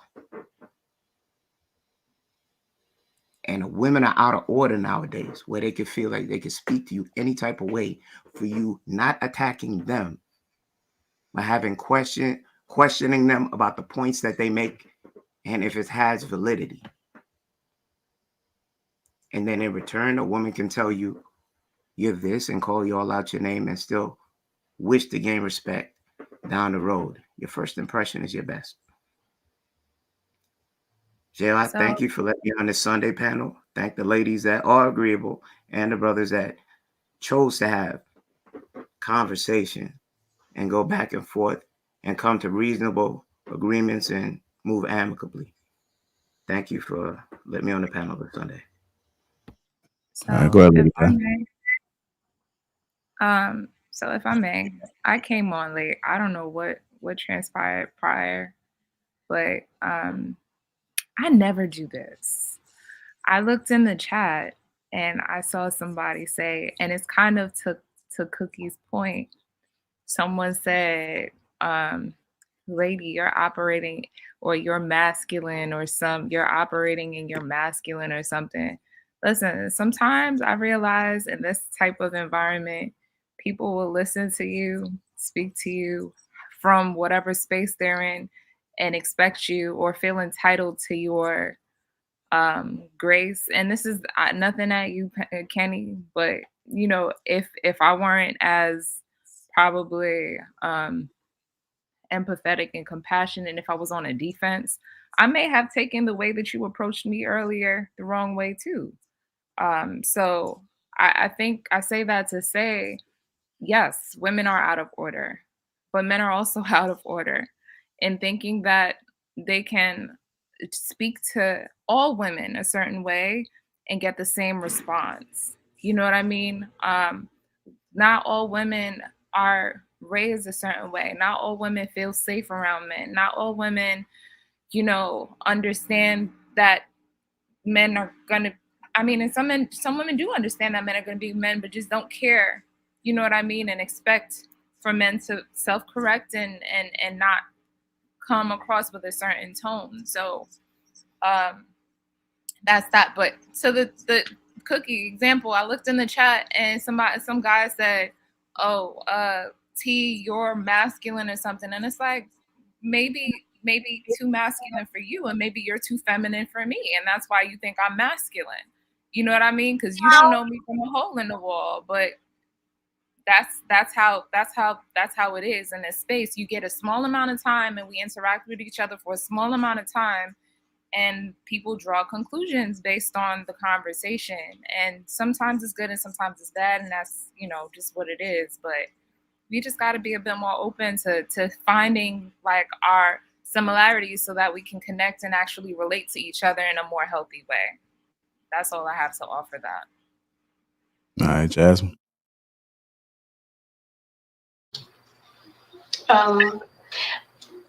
Yeah, I pretty much echo what Lady T was saying. Pretty much giving people grace and, you know, not speaking to everyone in the same tone, because everyone doesn't receive things the same way.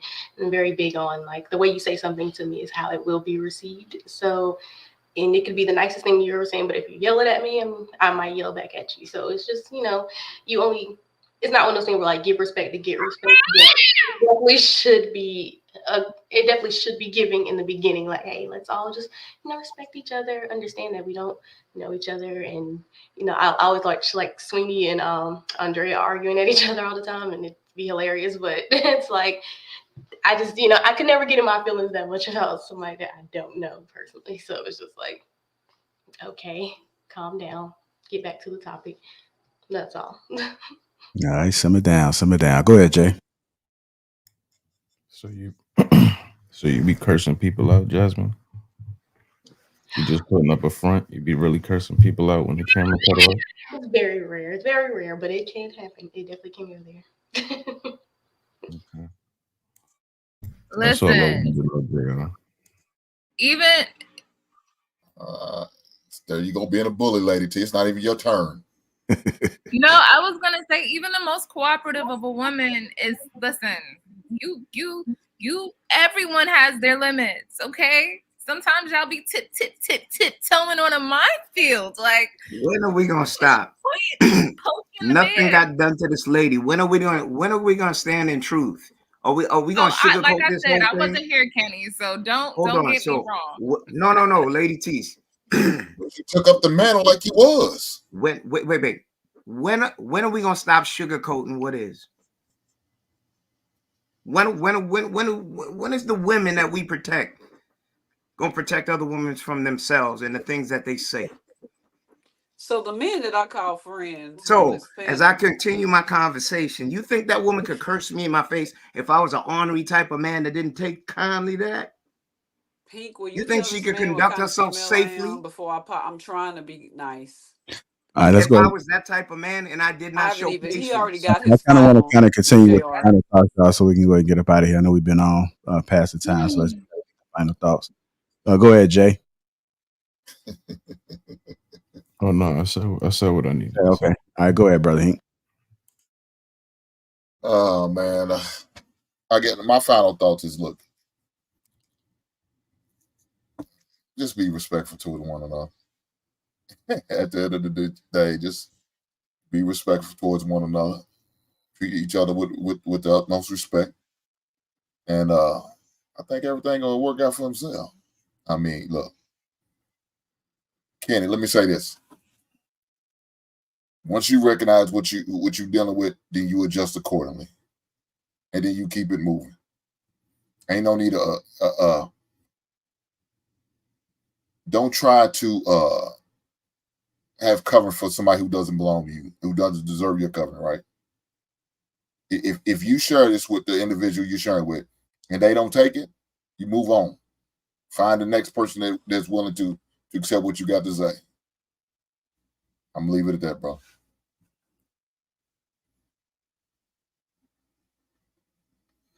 Go ahead, Mommy 3. 3 Love. You there? Oh, okay. All right, go ahead. Mommy 3, you there? No, she doing something she ain't got no business doing. No. She look guilty. Look at her. Oh, how I get this porn up here?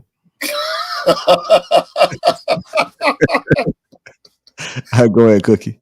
Now she tried to delete it, Jay. JR, thank you for inviting me back to the panel. Might have been a little bit too early because I'm normally not this hostile. I'm not. Any person on this panel knows this. I just speak my truth and keep it pushing. And usually I'm throwing hearts up. Just a difficult time in my life right now. But what I'll say on subject about my closing argument is that, guys, we have to really, really, really recognize when we are pressuring the art of marriage. And I call it art because it should be a beautiful design, or it should be a beautiful makeup, and it shouldn't be something that is rushed or that you feel like you're doing to impress people. Best friends, you should be friends with that person before anything. And that's what saves marriages. That's what I feel, excuse me, I don't speak in absolutes, saves marriages. If you are marrying for the wrong reason, there's a very good chance you're either going to be miserable for the rest of your life or it's going to end in failure. So I agree with Hank when he's saying you have to really get to know people. And that's been my argument the whole conversation, that friendship will save marriages. But if you're not friends with that person, you gonna run to the courthouse first chance you get as soon as something goes wrong. So be friends. Stop marrying people because, oh girl, he got this and he got that. Just make sure you marrying for real love. And if you do that and you hold each other down, you can't go wrong. If not, you gonna always have an issue with keeping someone, and you're gonna be collecting the Thanos rings like J-Lo. And yes, Porsha is out there. She's a woman of the night. I don't even watch that, but I was researching on my iPad while y'all were talking. That woman she wilding. She's wilding. She's doing too much, and I don't watch it, but at this point, it's like this has to be part of the show, right? This can't be real life. So thank you for having me, JR. And thank you for everyone who listened. All right, before I go to Luis, let me just get a little bit of housekeeping, a couple of super chats. Trickle Mike is going live tonight. He will be discussing single women own more homes than single men. That'll be happening at 9 o'clock Central tonight. Oh, wrong one. This one. Sorry. Single women own more homes than single men. Trickle Mike live tonight. And let me get these super chats. Leah, shout out to you. Welcome to Green Game. Became a member. Salute to you. Leah 989 says, you are so smart, Cookie. You coach boys and help me raise mine. I paid to say, homeboy Nate baiting all the women to anger to say what he has to say. Marine means honor. Earn honor. Fuck you. Enter the Black Dragon, $5. The person you should marry is someone who knew you for a huge chunk of your life and knows every dimension of your personality and loves you anyway. I want to thank everybody that has contributed to the platform. Go ahead, Luis, final thoughts. Yeah, my final thoughts on, I think not only, the latter of the conversations that we were having towards the end, but rather the entire show. And I think that some of the topics that we were discussing and some of the things that some people had laid out, especially about how the breakdown of relationships happen, when does that occur, where were the flags and stuff like that. One could even make a parallel argument that watching this show is also that same strain of relationships where you see the ebbs and flows go up and down and through, right?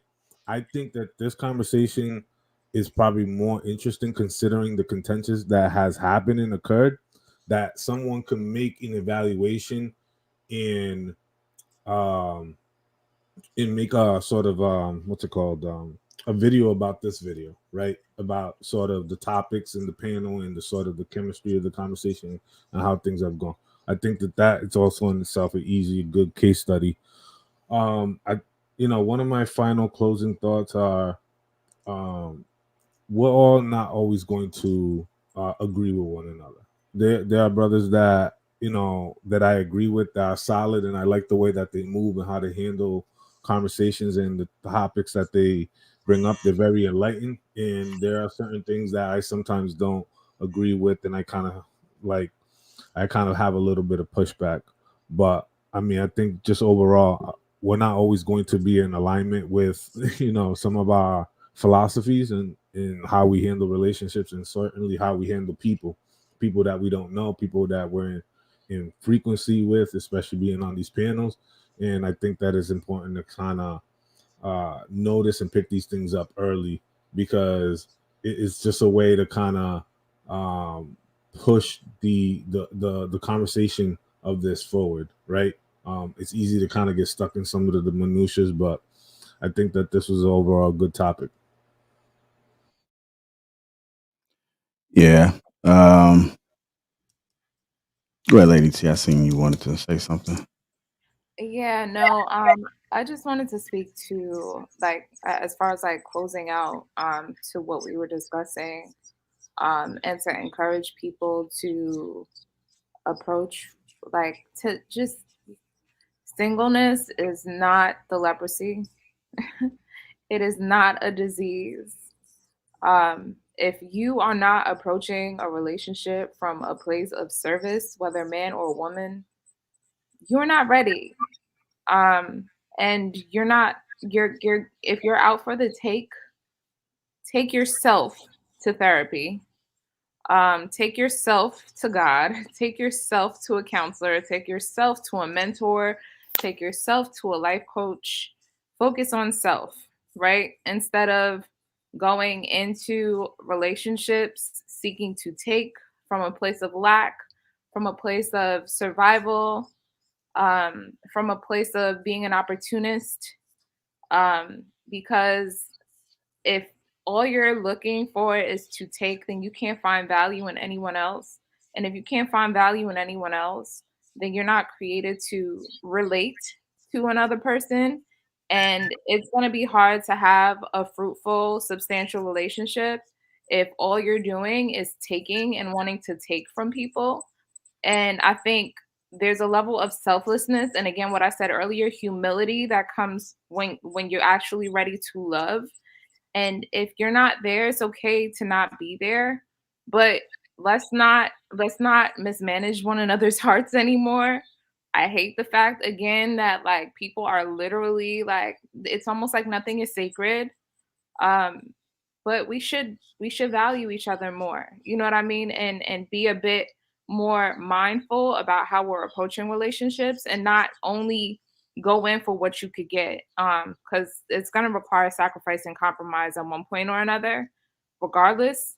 And I just want to encourage people to just be mindful of that, so that you can eventually love and be loved in full.